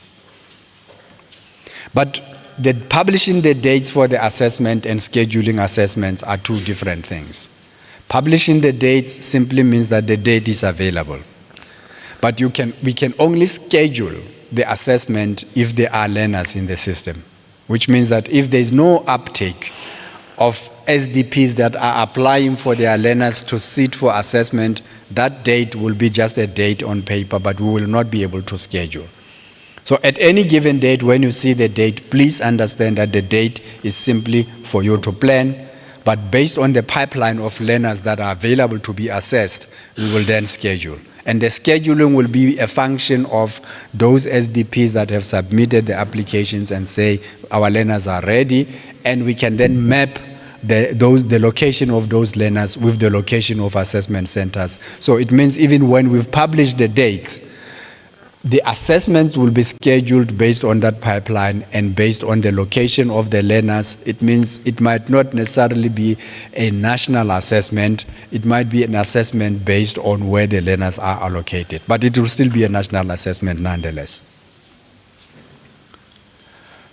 So we are also responsible for validation of assessment instruments, working with the QCTO. We manage and conduct the administration of the ASA.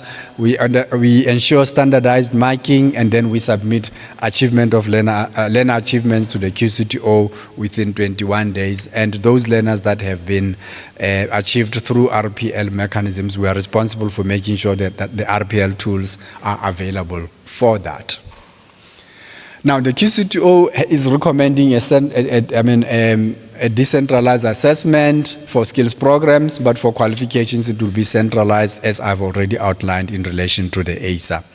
Now, our model for the assessment, colleagues, is that we are adopting the NAMB model, where you as accredited assessment centers, the expectation on our side is that we are going to accredit you. And once we've accredited you, you are going to be our agents who are going to conduct the assessments. And for our part, we are going to monitor you during the assessments. We are going to make sure that you have subject matter experts that are qualified to do the marking, but you must also appoint invigilators and other staff. And in that case, if the learners that you are assessing are learners that have been funded by Services Seta, it means that there will be funding available to you for the assessment as well. So if you are an SDP and you want to diversify your business, our appeal is to you is get accredited as an SDP, but also get accredited as an assessment center, because then you can take advantage of the entire value chain. You can train your learners and also assess your learners. And you have the two streams of income from being an SDP and from being an assessment center. But what it also means is that SDPs that do not have the facilities for assessment, they can bring their learners to you for purposes of assessment and they can pay you.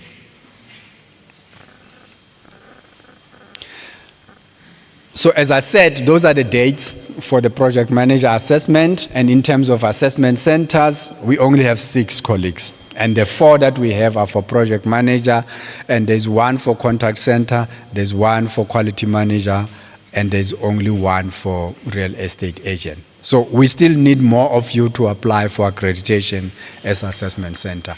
If you want more information on these processes and others, please feel free to visit the QCTO website and go to the resources section and download some of these documents. This information is available out there.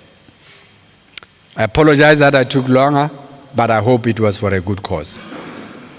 I will hand over to the program director to take us through the question and answer session.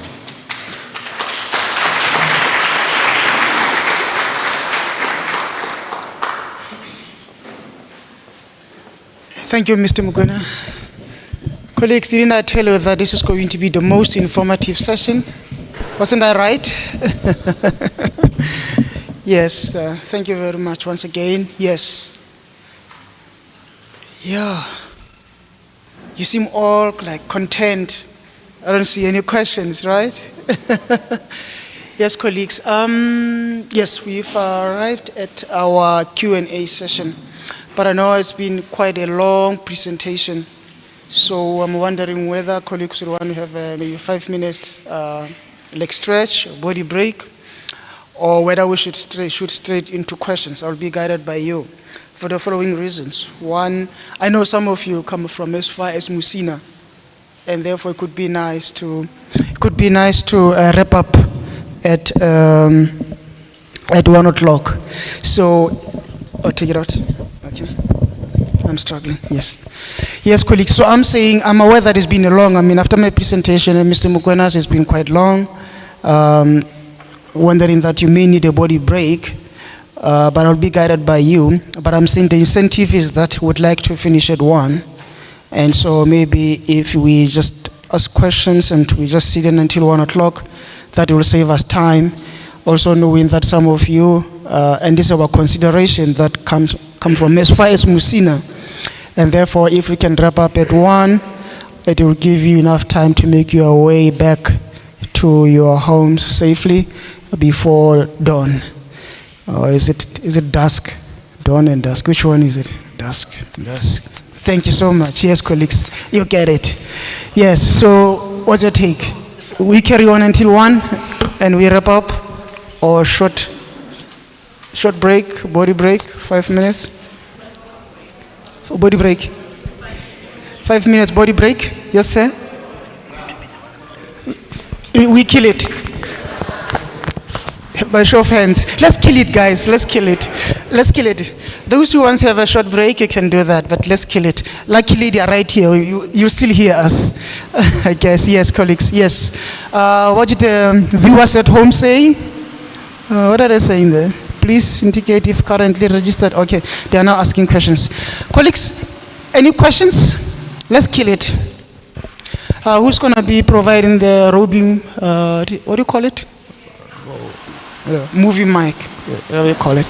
There's a hand there, and there. Colleagues, where are the mics? I think it will be important to get colleagues to post their questions through the mic for the benefit of others that are at home. Because colleagues, one thing in order to manage time as well, you don't want to do is for us to be asking the same questions all over and over and over. So let's try to avoid that. Unless it's not clear, let's not ask the same question to save time. So to manage that, we would also want people to speak through the mic so that colleagues that are joining online hear the question and the response, and they don't have to repeat the same question. Yes, ma'am?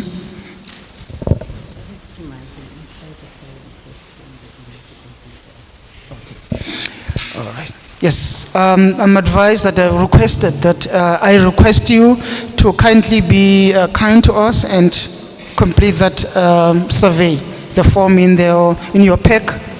We want to improve our service to you, so please rate us there and make suggestions on how to improve our services. Let's take those hands again quickly. I forgot. MJ, what's happening? All right. Have you noted them, the colleagues? So please introduce yourself, your name, where you come from. Are you a service provider? Are you an employer?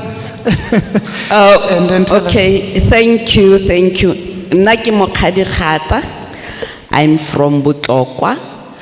I'm a skills development provider. The name of my company is Ditoriso POLOKWANE Services. Firstly, let me appreciate a wonderful presentation. I've got few questions, and maybe let me start by comments. Because my understanding was exactly the way the presenter presented, that the qualification have got those three elements, the knowledge, the practice, and the workplace. But it's good that it's still emphasized. But my question is, when it comes to part qualifications and skills programs, because both of them are building blocks towards a full occupational qualification, why is the mode of assessment different? What is it besides the international comparison that differentiates the two? And secondly is that are the workplace mentors going to undergo ETDP training just like facilitators, assessors, and moderators? Because I think that is the critical element that we're making people to doubt those qualifications, because indeed there is little happening at the workplace, which is 70%. But as the presenter was emphasizing on the three elements, is your emphasis going to affect the 30%, 70% kind of learning, or is that still going to be the same, 30% being theory and practical and 70% being at the workplace? Yeah, my questions are not, I did not exhaust what I... Thank you very much, thank you. Colleagues, let's keep it short and sweet, please. Next one. Thank you for the question.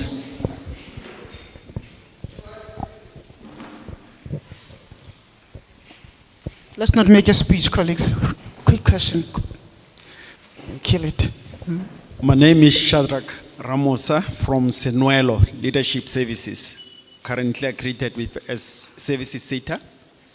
My question is based on the accreditation duration. Under the historic, will be given provisional, then after the extension full for 5 years. So I would like to know, under the occupational, will it be the same or will it be different? Thank you very much for the question. Next question. Thank you. Matomi Mabusela from Climamak Academy. We are along the R71, an accredited training provider. Very briefly, I've got two questions. The first is the bulk list of accredited SDPs that have been submitted to the QCTO. Was there any specific criteria that has been used there, or is it the providers that were accredited at the time of expiry of accreditations? And then the second question is the subject matter registration. I think there was an email address that was provided there, but I needed to know what is the procedure? Do we just forward CVs and qualifications, or is there a specific form that needs to accompany that, and where do we obtain that? Thank you. Next one. Well, thank you very much. I am Johannes Besani Buddha from PJ Buddha Investments. This is SDP. My question is an employer obliged to be a subject matter expert? If not, can he perhaps contract any person to represent him as a subject matter expert? The employer. As the employer for assessment, what to call. Then number two is, I've heard you speaking about rural areas projects. I just want to find out what type of projects are for rural areas, because I don't have even seen anyone in my area. Even people at my area don't even know what the Seta is. Please help us in that area. Thank you. I will give that to Mary Ann. Next question. Deputy is my name, Deputy Bopapi. My question is around languages.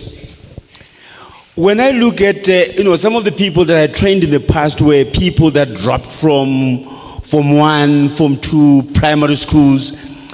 And I realized that almost all the training that we are doing is conducted in English.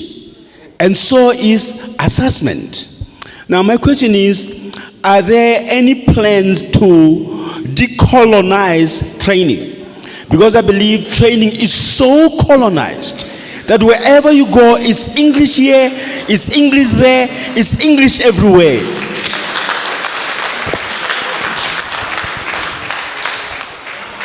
Are there any plans to come back to Africa so that more people can, if people are doing their beauty things, or they are doing, a lot of things, they wouldn't be university graduates. They wouldn't have gone through a past matric.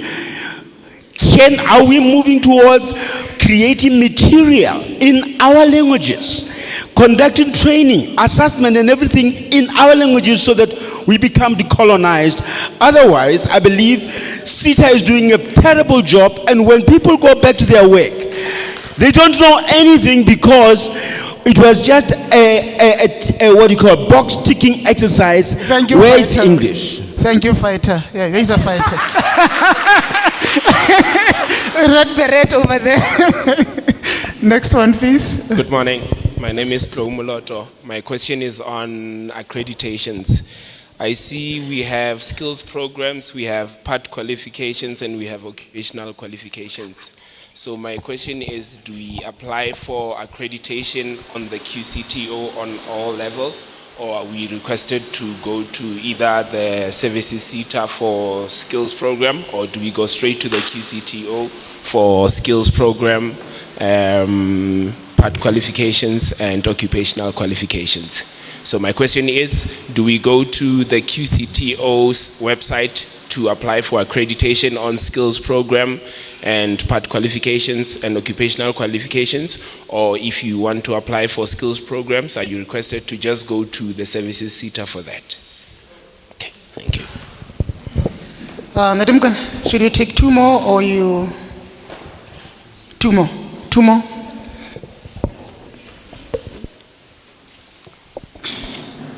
Okay.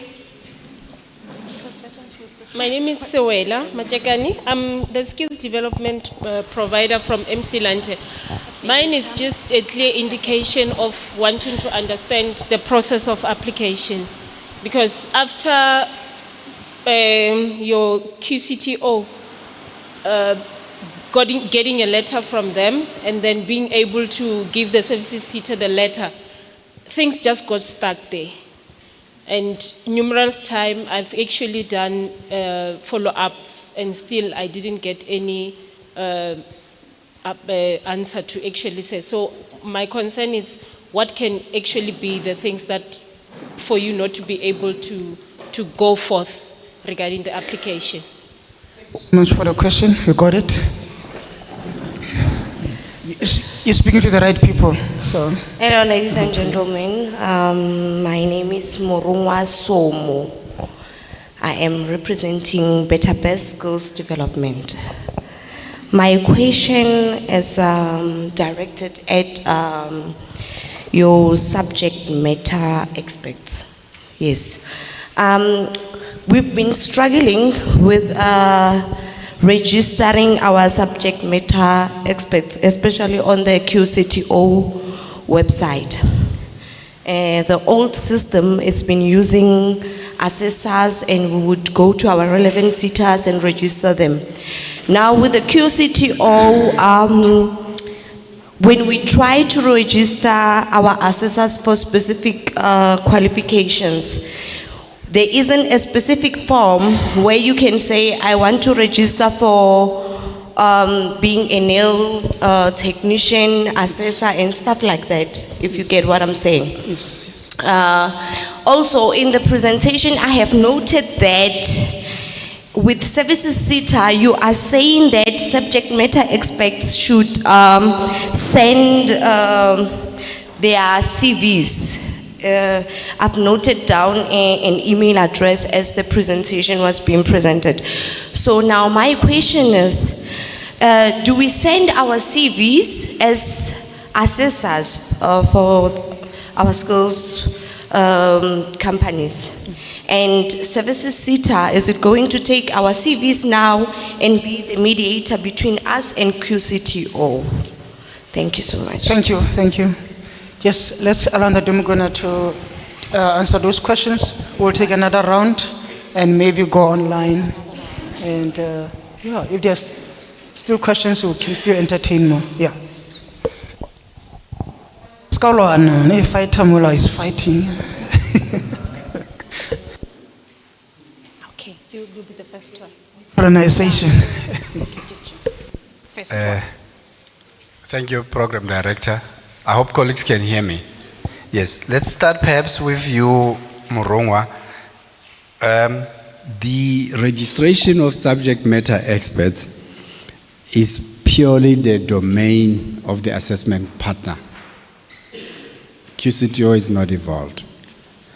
In the trades space, the quality partner is the National Artisan Moderation Body.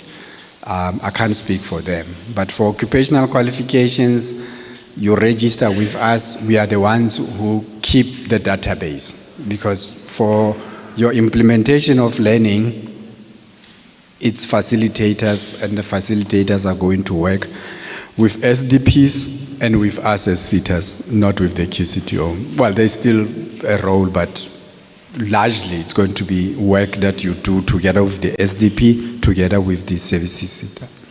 The same applies to your assessment and your moderation role. You do that through us mainly, so that's why we are the custodians of the database. So there's no instance where we will collect your CV and then send it to the QCTO. The QCTO doesn't keep a database. They will not even know how to register you, because they've delegated that function purely to us as assessment quality partners. So which means that in both of your cases, you must register with us, and it is us who will maintain that database to make life easier for you. All right. Siwela, you were asking about the application process, and as you were explaining, I suspect that you are confusing two unrelated processes. The process for historical qualifications, which has closed, that's perhaps in instances where you would have submitted an application and there was a delay or anything of some sort. But for occupational qualifications, you submit your application directly to the QCTO. The QCTO does the quality assurance of your documents, the desktop evaluation, and then thereafter, they will hand it over to us. You will not even know if your application has been handed over to us until we contact you when we are ready to evaluate your application. So for occupational qualifications, I'm not anticipating that there will be the same delays that we used to have for historical. But obviously, given the nature of the qualifications that the services Seta is responsible for, where even other Setas are implementing learning against our qualifications, it is possible that we are going to be flooded with applications in the coming months. So if there were to be delays there, it will be delays purely as a result of the sheer volume of applications that we are receiving. But at the moment, they go to QCTO, and then QCTO then allocates the applications to us in batches, and then they expect us to evaluate every batch of applications handed to us within the 90 days. And we are trying to stick to the 90 days as much as we can. Muloto, you wanted to know whether accreditation for SP, for part qualifications and occupational qualifications is done through the QCTO or through the services Seta. Indeed, all those accreditation applications must be submitted to the QCTO. The QCTO will then hand over in batches the applications that need to be evaluated by us as quality partners. But all your applications must be submitted to the QCTO, whether it's a part qualification, skills program, or even for a full qualification. DPG, is there a plan to decolonize education and deal with learning material in our languages? It's a political question. I'm a simple public servant. I simply execute policy to an extent that it has been developed. I can't answer that question. If next time I'm told that there's a new language of instruction, maybe it's Mandarin or it's Swahili, I'll go with it. It's my obligation as a public servant. There's other people that must answer those political questions, and unfortunately I don't have the answers for you.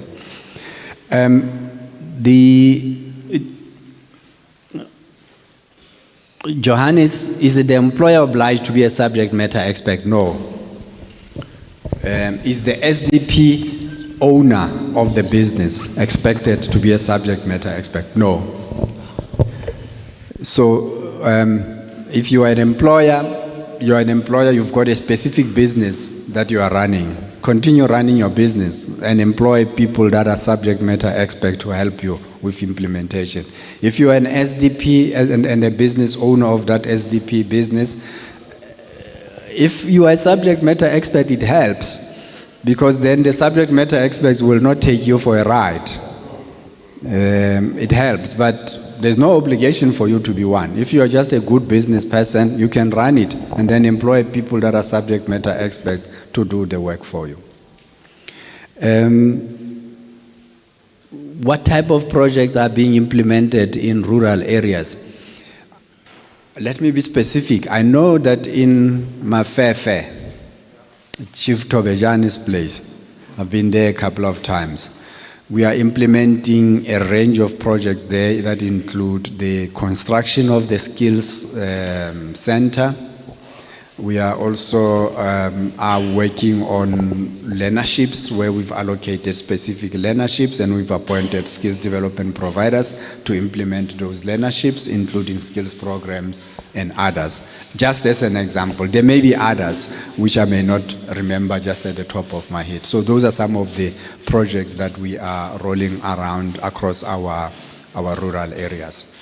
Unfortunately, if you are not from Mafefe, you wouldn't know about them. Yes, but if you've got people that you know in Mafefe, you can ask them about whether they know any work that the services Seta is doing there. I'm sure they will be able to share with you about that work. Matome, you want to know what was the criteria that was applied in sending the bulk list to the QCTO of accredited SDP. The criteria was simply the SDPs that have learners in the system. So we simply went into our database and extracted data for all the SDPs that have learners in the system, and those are the ones that we have submitted to the QCTO so that it can enable you. Because the question was simply for us was simply this: if you are an SDP and you are accredited and you don't even have one learner, and the qualification that you are accredited for has expired, what are you still going to do with that accreditation? So if we extend it, to what end are we extending it? However, we're saying if by some stroke of luck you get a tender in between now and until the last day of enrollment, and you need a letter that confirms that your accreditation is still valid, by all accounts, contractors will issue you that letter so that we don't prevent you from gaining any potential new business. You also had a secondary question, SME accreditation. What is the procedure? The procedure is very simple. We try to simplify it. Just send an email there. I'm so and so, these are my details, here is my CV, here are copies of my qualifications, here's the transcripts, I'm applying for registration as a subject matter expert, and please specify. I'm applying for registration as a subject matter expert because I want to facilitate, I want to assess, I want to moderate, I want to be a workplace mentor. Or you just want to facilitate, or maybe you just want to assess. It's up to you. But please indicate what you're applying for, and then also indicate the qualification or qualifications that you are wanting to apply for to be registered as a subject matter expert. It will help though if you familiarize yourself with the curriculum document of each of those occupational qualifications that we are listed there, because it has listed the minimum requirements. Now I need to emphasize this. The requirements that are listed in the curriculum document of a qualification, they are simply a floor of requirements. They are not a ceiling. Industry may, at its own discretion, tell us that there is these other criteria that you need to apply, but that criteria will not go below the floor. It will be over and above the floor that has already been prescribed by the qualification document.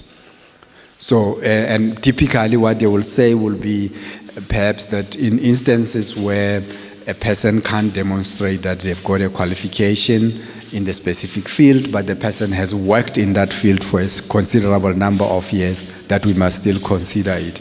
They will also perhaps specify that in addition, the person must be a member of a professional body, if there are professional bodies that are active in that specific occupation. So those will be some of the things that are added by industry as additional criteria to enable us to register you as subject matter experts. Shadrach, you want to know the duration. So typically all accreditation is given for a 5-year period. And I suspect that it may be extended depending on the activity against your accreditation. But it's a QCTO process, so I don't want to speak out of 10. We may have to explore that with the QCTO. But at the moment, I know that any accreditation that gets issued is for a 5-year period, or until the qualification that you are accredited for expires. Mohadi, you wanted to know about the 30%, the 70%. And again, I'm going to appeal to you. Forget everything that you know about historical qualifications. Just forget it. Just focus on what is in the occupational qualifications. The structure of occupational qualifications has 3 components: knowledge, practical, and workplace. And it is at the discretion of the working group that is developing that qualification to determine the distribution of modules and the credits across the 3 components, which means that when you look at an occupational qualification, in some instances you may see 70-30, in some instances you may not see it. But I suspect that in most instances, in relation to occupational qualification, that 70-30 does not exist anymore. So you just have to look at the distribution of credits in terms of how many credits are allocated for knowledge, how many credits are allocated for practical, and how many credits are allocated for workplace.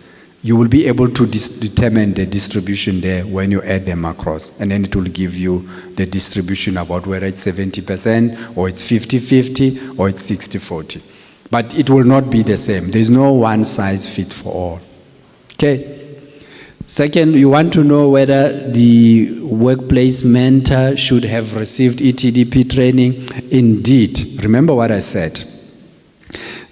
The subject matter expert talks to 4 categories of people: facilitator, assessor, moderator, and workplace mentor. Each one of those people must meet the requirements as stipulated in the qualification document. Which means that if the qualification document says for you to facilitate or for you to assess, you must meet the following requirements. It means even the workplace mentor must meet those requirements. I hope I've clarified that.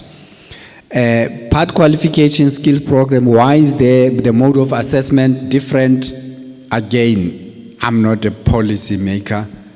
I'm just a humble public servant who executes policy as it has been determined. In their wisdom, the QCTO and the Department of Education determined that the mode of assessment for skills programs is going to be different from the mode of assessment for part qualifications and full qualifications. And I've got no answer for you as to why that is the case. But I suppose it is for convenience because there are 2 permutations where skills programs are needed.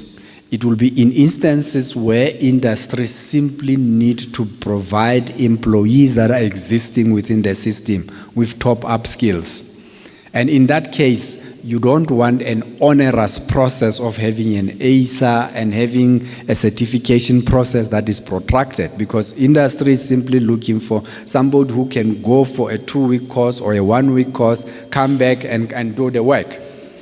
So this, which is why skills programs are designed for by and large. The second one may be in instances where, for economic reasons, like in the hairdressing space, the Department of Higher Education, in its wisdom, determines that the qualification for hairdresser is 480 or is it 520 credits, I can't remember, that it is too big.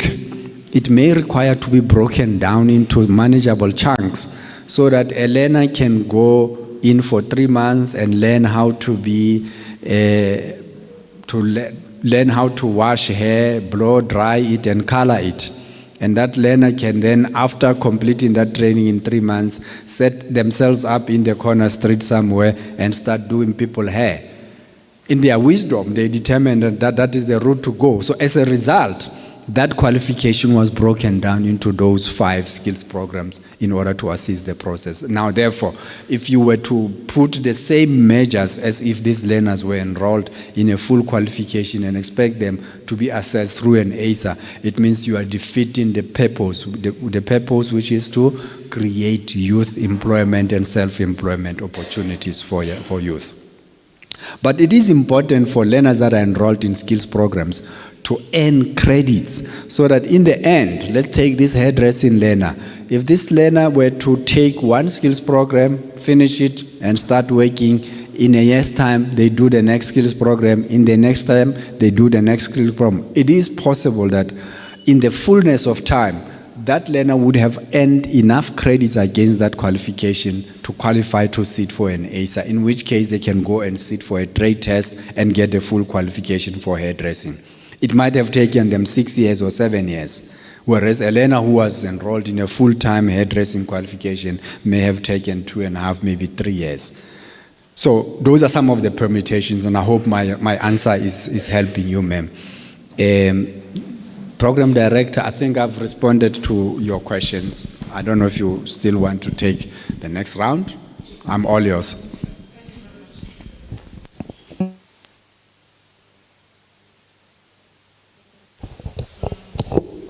Yes. Thank you very much, Mr. Mukwena. Yes, I did promise colleagues that we will take a second round if there are still questions. But remember, the rule is don't repeat the questions that were asked before. Please ask something new unless you need clarity. But before we go there, I had asked Marianne to also, share with colleagues about the projects they are implementing in some of the rural areas. It won't be everywhere. I mean, we still have to go to Kwakwa. We still have to go to Uppington. So we went to Johannes. Thank you, Program Director. The comment that I have is, we need people to register. I understand when you say that you've never seen services Seta in your area, but on the other hand, if there's no interest from business people or skills development providers in your areas, it's going to make difficult for us to have a footprint there. That is why workshops such as these. So we need you also to come forth and say, we have a proposal, we need 1, 2, 3, and also maybe you can call us to speak to your business people in your area, to explain to them what is Seta, how do we work, etc. That is really a difficult part. There are some areas where there's no projects and there's no interest. So we need people also to come forward and say to us, come and speak in our area, we need you to help us with skills development. Thank you. Thank you, Marianne. Yeah, I told you. So you know where to go. Yes, colleagues, any other questions? I see the hand, I see that she's got a mic already. You want to come back? I see there's also a hand. Let's start with you, ma'am. You look ready.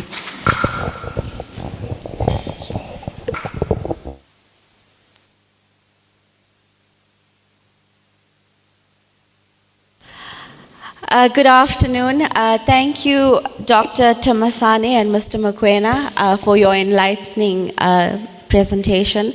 My name is Shikara Maharaj. I am the COO of Zurel in POLOKWANE. We are an accredited skills development provider, assessment center, and trade test center for 11 different trades. We are also an assessment center. And mine is a comment and then a question. To all of those seated here today, I urge you, please start your process. It is a lengthy process. I have been doing this process now for 10, 11 years, and the transitioning from legacy to occupational is not an easy overnight incident. It takes months of planning, months of purchasing. There's different checklists. So basically, you start, you apply on the QCTO website, and then from there, it's going to take you a good couple of months to get to an occupational SDP or TTC. I'm Mary Ann. If anyone wants my contact numbers for guidance, I'm more than welcome to help anyone here. As I said, we are a trade test center, SDP workplace, and assessment center for 11 trades in Limpopo province. I just have one question. The DG grant was frozen 3 years, 4 years ago. When will it reopen? Thank you. Clap hands for her. She's offering to give you assistance with her graduation colleagues. Come on. Thank you for your service, ma'am. Yes, we appreciate that. Your questions are noted. We'll take the next question. Hey. You back.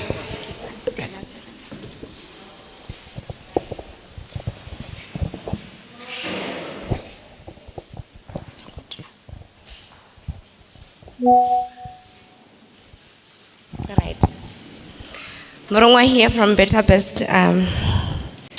Ntate Tibello, botata ba ka ko hore hentse ke nya ko bolela so se khoa sa thaba wa bona, because ke ngwanyana wa mopedi la bona. So ke nagana gore se ke nyakang go se bolela ga ntse ge nka se bolela ka sepedi ke tla khona go kwagala ka mokgo ke nyakang go kwagala ka gona.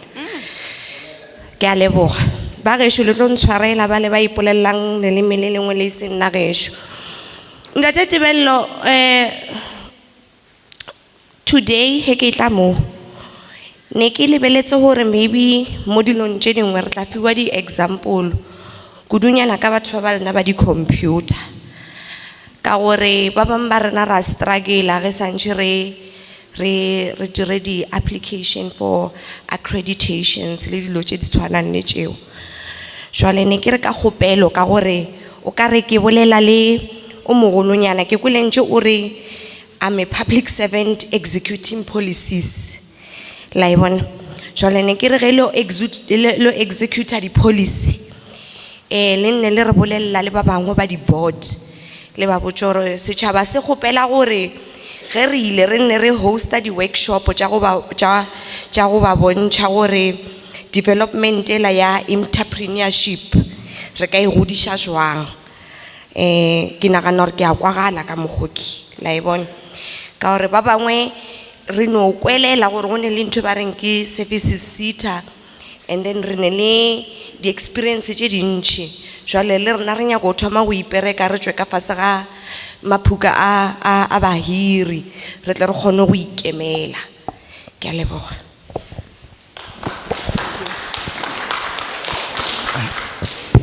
How's my fighter there? Yes, red. No, am I? Okay. You're recognized. Right. My name is Mabore Motlapamasi. I'm attached to Waterberg TVET College. I just want to pass a comment. And of course, I need to be corrected where I'm wrong. The little that I have, I appreciate the good work that Services Seta is doing in order to make sure that we are informed and we take informed decisions. Being there as it may, I heard that one of my colleagues raised a question on issue of language, which my dearest say could not respond to that one. This is an information sharing session, and all of us, when we live here, we need to live here knowing exactly what is expected of us. I'm saying this because I know for a fact that the rules permits that if a learner from NQF level 1 up till NQF level 4 cannot be able to speak or to whatever speak or write in English, he or she is allowed to request for a translator in ASA. I need to be corrected on that one.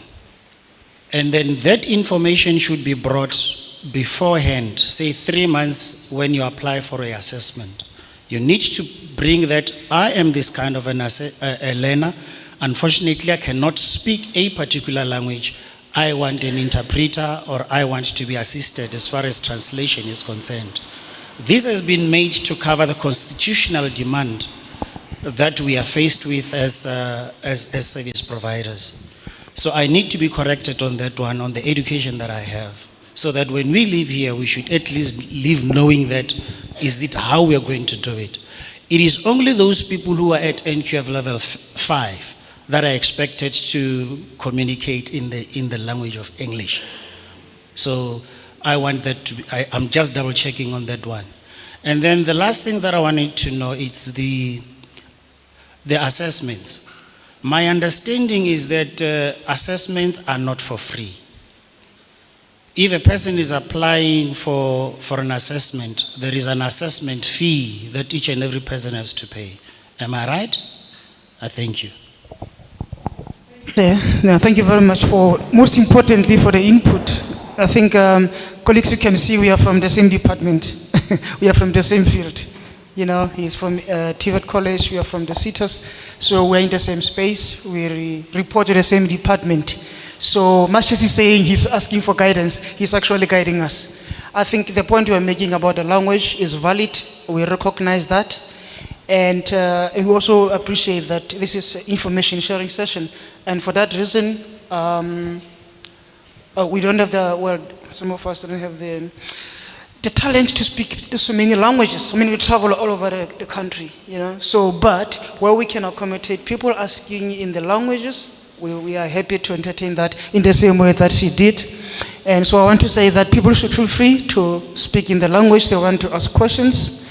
Where we don't understand, we will seek translation. But for the benefit of everybody, we will respond in English, colleagues, if you don't mind. But otherwise, if you have difficulties in expressing yourself in English, feel free to do so. But thank you very much. I think that point is taken. And I think even from the CETA perspective, in terms of managing the workshops and information sharing session, it's a lesson we'll take home with and try to adopt. So I hope that addresses everybody, colleagues. Are we all comfortable? We're all happy? Thank you so much. Let's move on then with the questions. Yes, he's ready. Khotso, my name is Pilosa Damusho from Saniba. So I just have one question on accreditation. So since we are now applying accreditation on QC2, and I saw on their system or their web now that there's no any qualification for beauty. So my question is that, are they still developing something for beauty, or what will happen from now? Thank you. Okay, next one.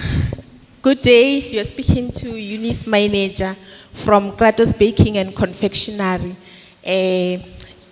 My question is, I want to ask about the accreditation about baking.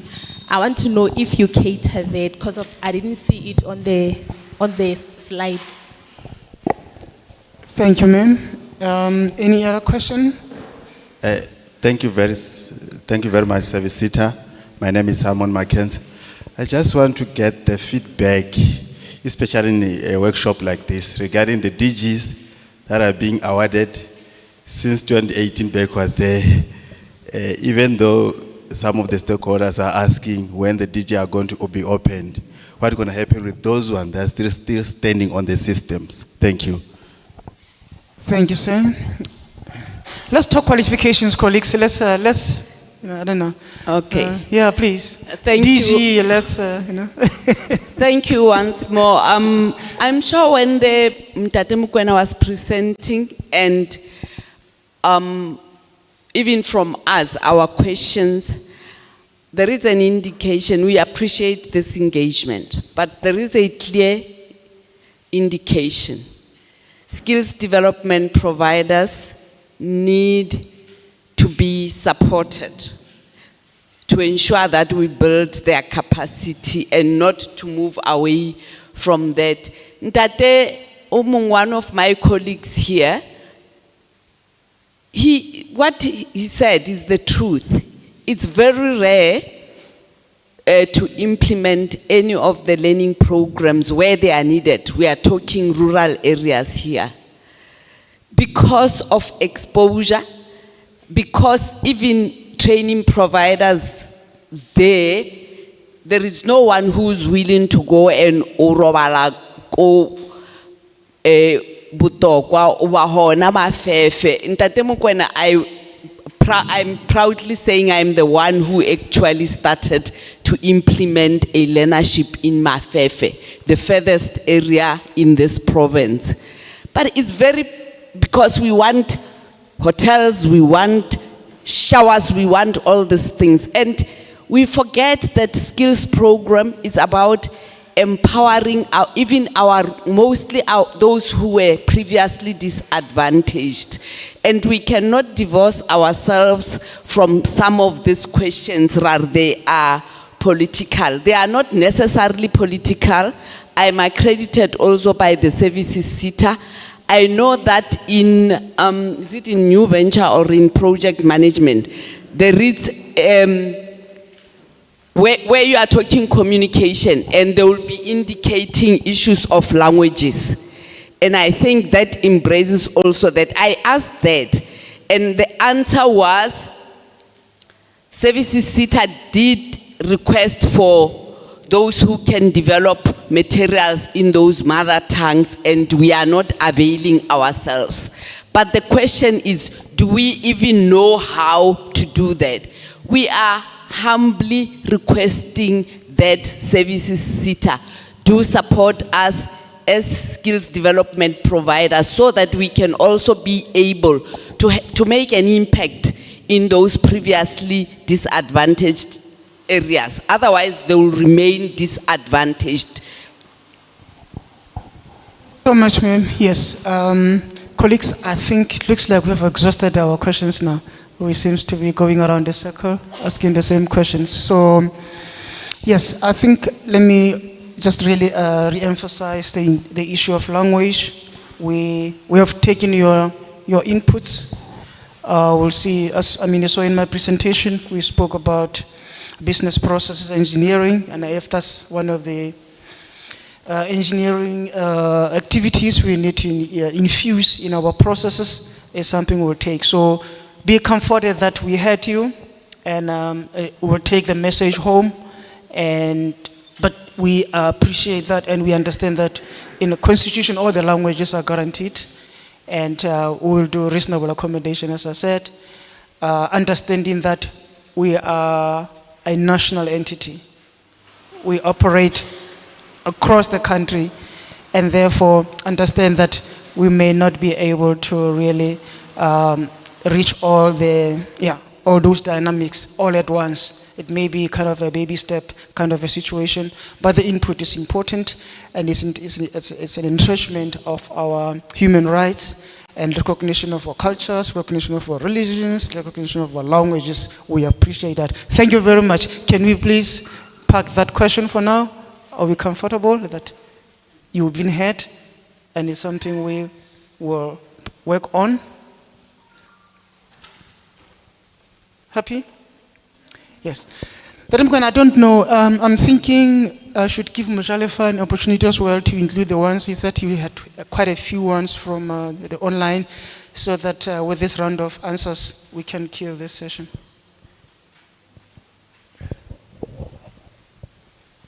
Mujalefa, are you ready? Yes, I'm ready. We have a question or a hand from Francina. Francina, we're about to allow your mic, so kindly unmute yourself and go for it.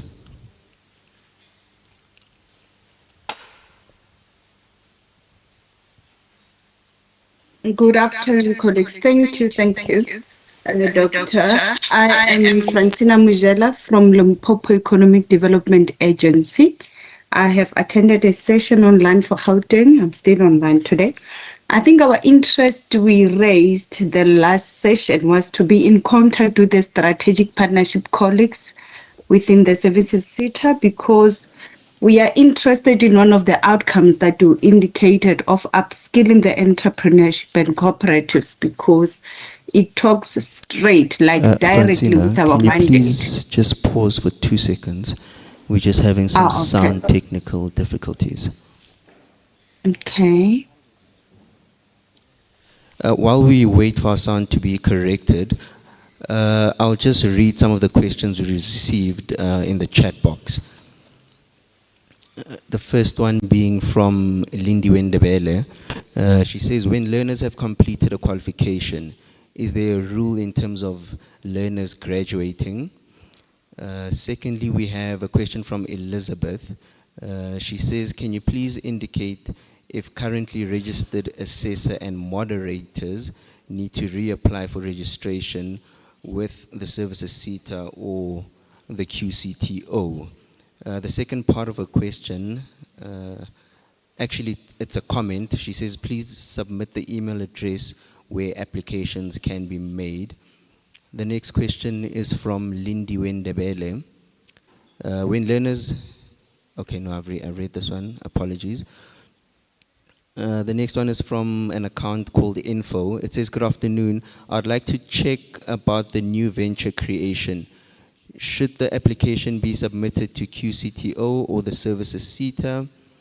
And then we have Khaogelo, and the question reads, which occupational qualifications will have DG this year? I want to focus on that. I'm currently accredited with the QCTO. How far are we with the beauty qualification? All right, we're going back to our online question from Francina. You can continue. Let's try again. Thank you. I actually just typed on the chat because of that sound technicality. So you can just read it on the chat. Thank you.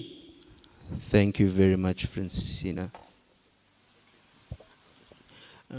She says, how do we link our organizations with the strategic partnership colleagues within the services Seta from Limpopo Economic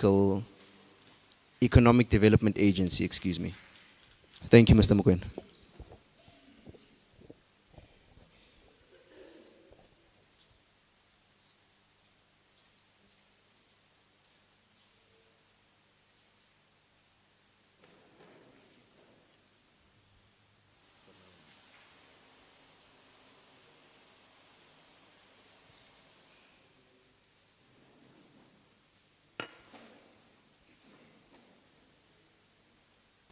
two. Thank you. Yes, Francina, I do recall you. I can't remember if we were talking to each other when we were doing the Western Cape or Gauteng stakeholder engagement. But we should, Mojalefa, be able to share the strategic partnership colleagues' email addresses and names and everything so that she can link with them. Gaugelo, if I heard your name correct, you want to know about the DG, whether there will be any opportunity for DG, and you also want to know about the beauty occupational qualification. Important questions, by the way. So the beauty qualification NQF level 4, which has about 8 or 10 part qualifications, has been doing a lot of toing and froing between ourselves, QCTO and SAQA, but it is part of the 2 qualifications that we spoke about that we've remediated and resubmitted back to SAQA. So we are optimistic that in the next 3 to 4 months, we can get to a stage where that qualification becomes a registered occupational qualification. And then the DG, I do know that we advertised a while back in January, in December, and then closed in January, an occupational qualification DG window, which was intended to pilot the implementation of qualifications. I know that there was a bit of a delay because of the system and everything, but the evaluation process of the applications that were made by entities then is at an advanced stage, and in the coming months there could possibly be allocations that are given in lieu of that DG window for the piloting of occupational qualifications. However, having said that, I need to caution colleagues that if the DG window is open for piloting, it means that by its very nature, the numbers are going to be very low.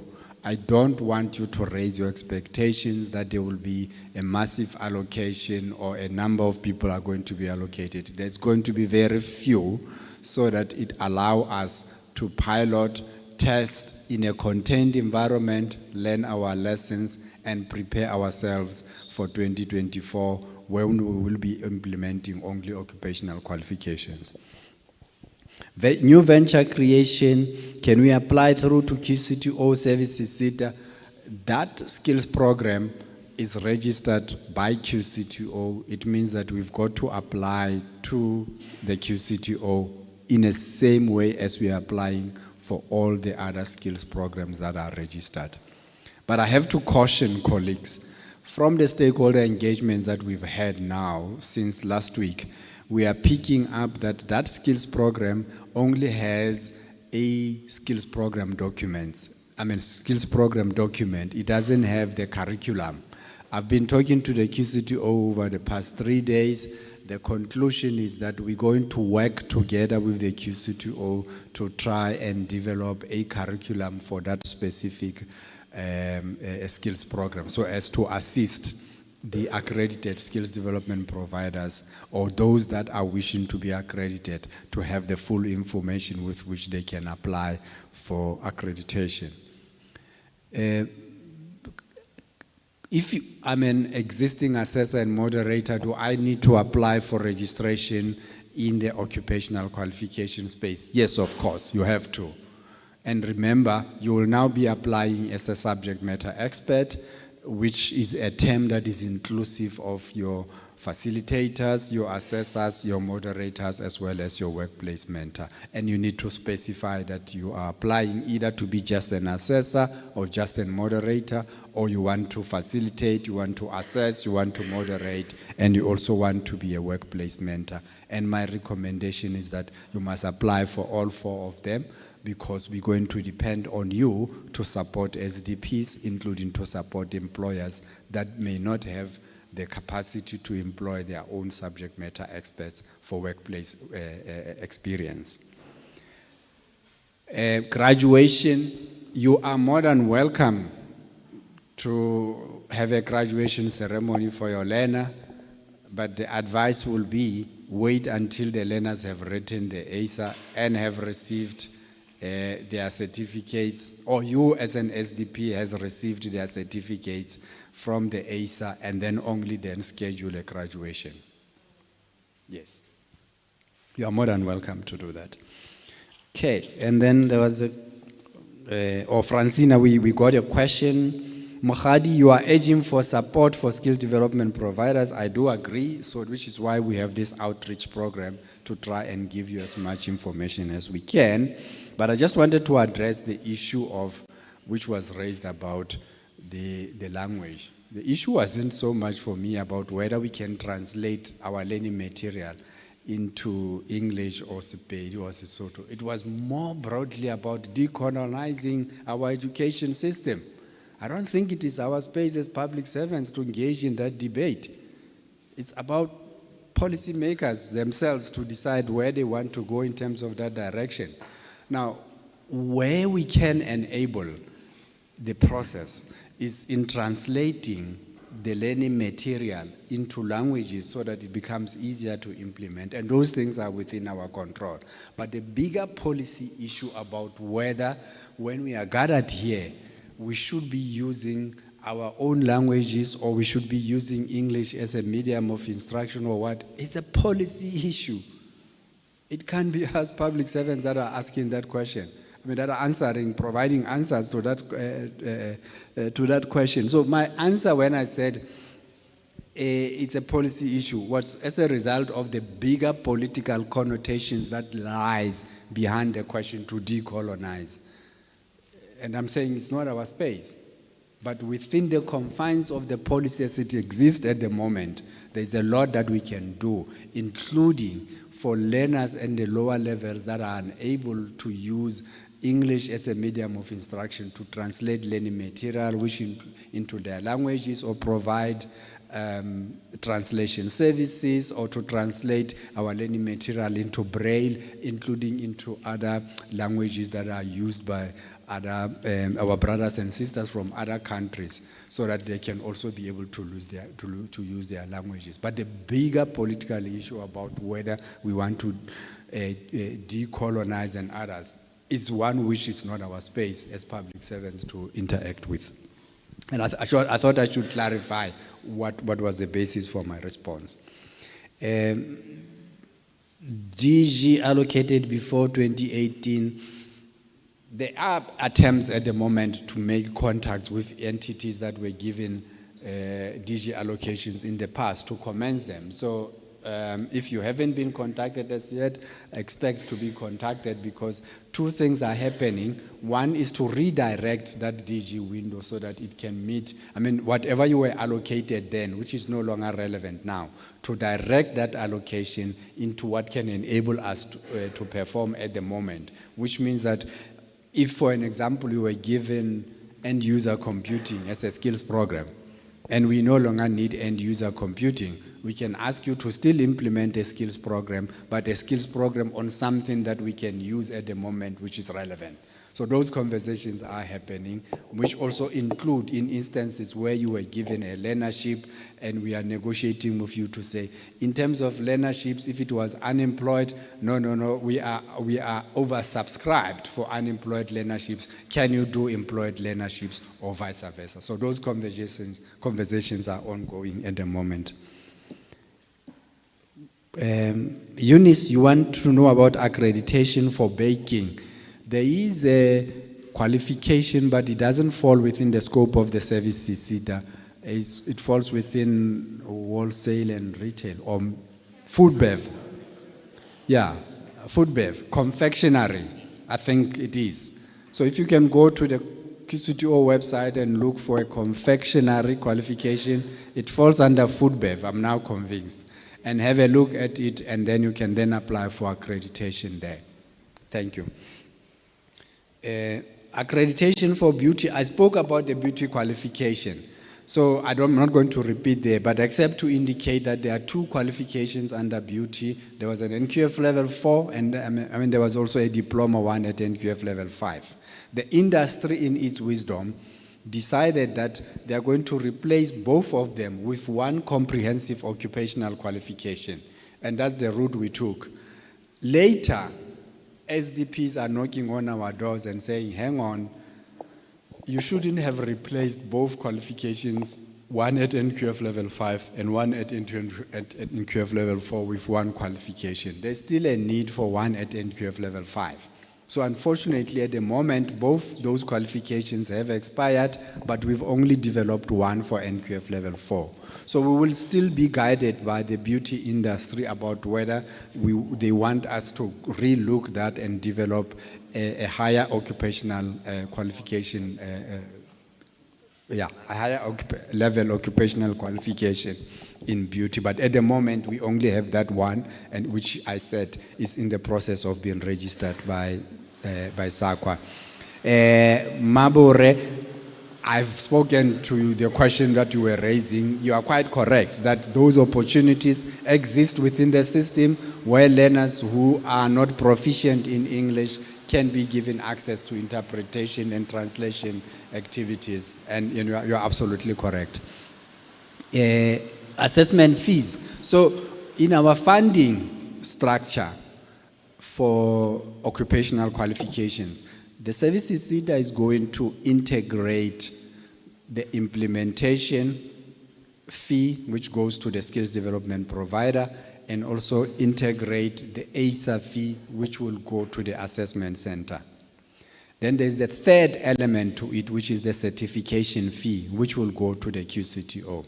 However, in order to avoid having to pay multiple role players, when we make a DG allocation to an entity, we will make a one DG allocation so that that entity that is allocated can be able to pay the skills development provider if that entity is not the skills development provider themselves, but also pay the learner the stipend, and when it is time for assessment, that entity that was allocated funding should also be in a position to pay the assessment center for fulfilling the activities related to assessment, including, lastly, paying the QCTO the certification fee once the learners are ready to be certificated.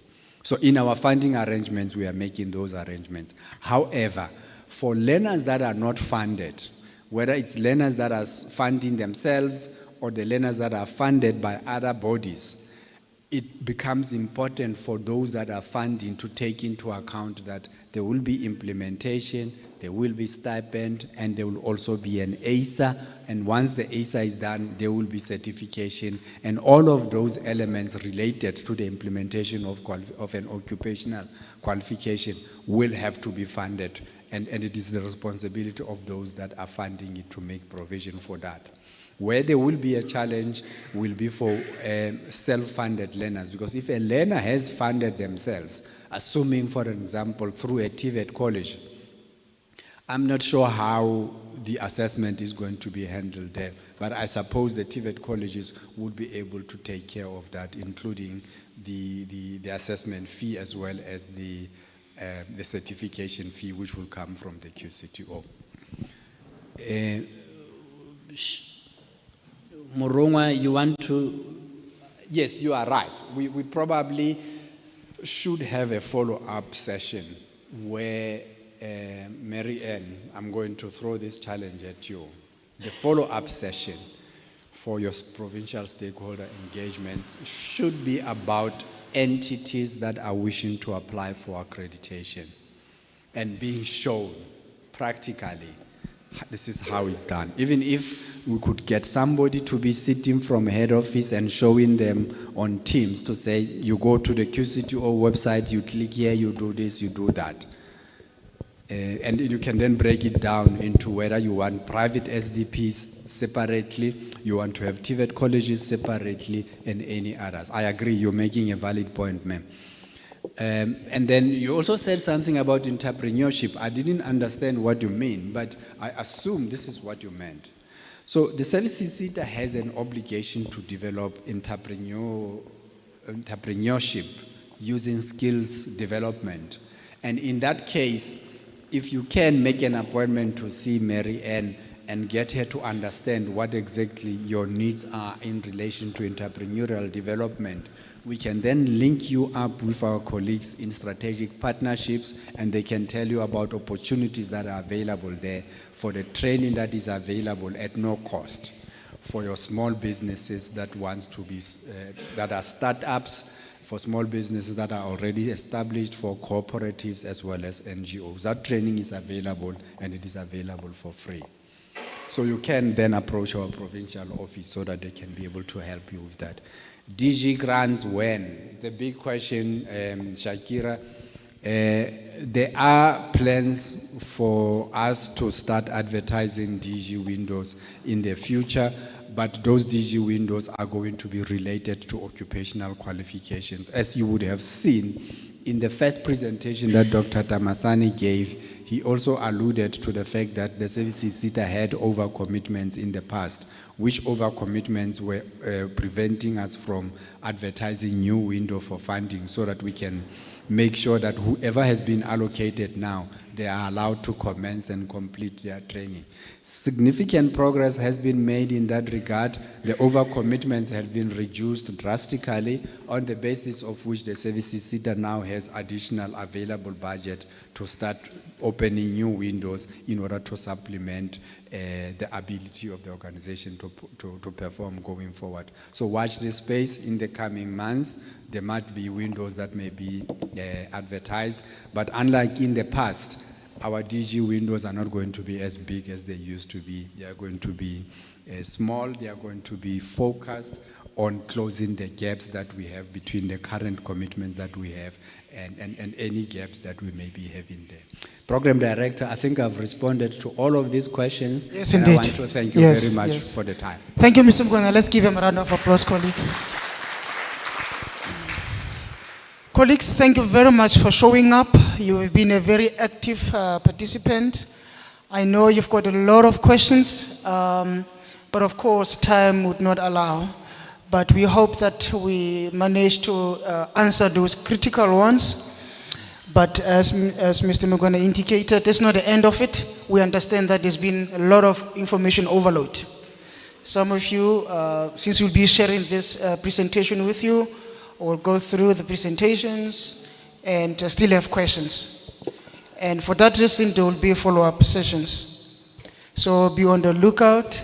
Mary Ann will be issuing invites for ongoing capacitation, because we appreciate that it is a complex process. We wish it could be simple, but we are at the experimental phase. Maybe with time we'll find ways of simplifying it. But for now, it's where we are. It is what it is. Let's try our best to work around it.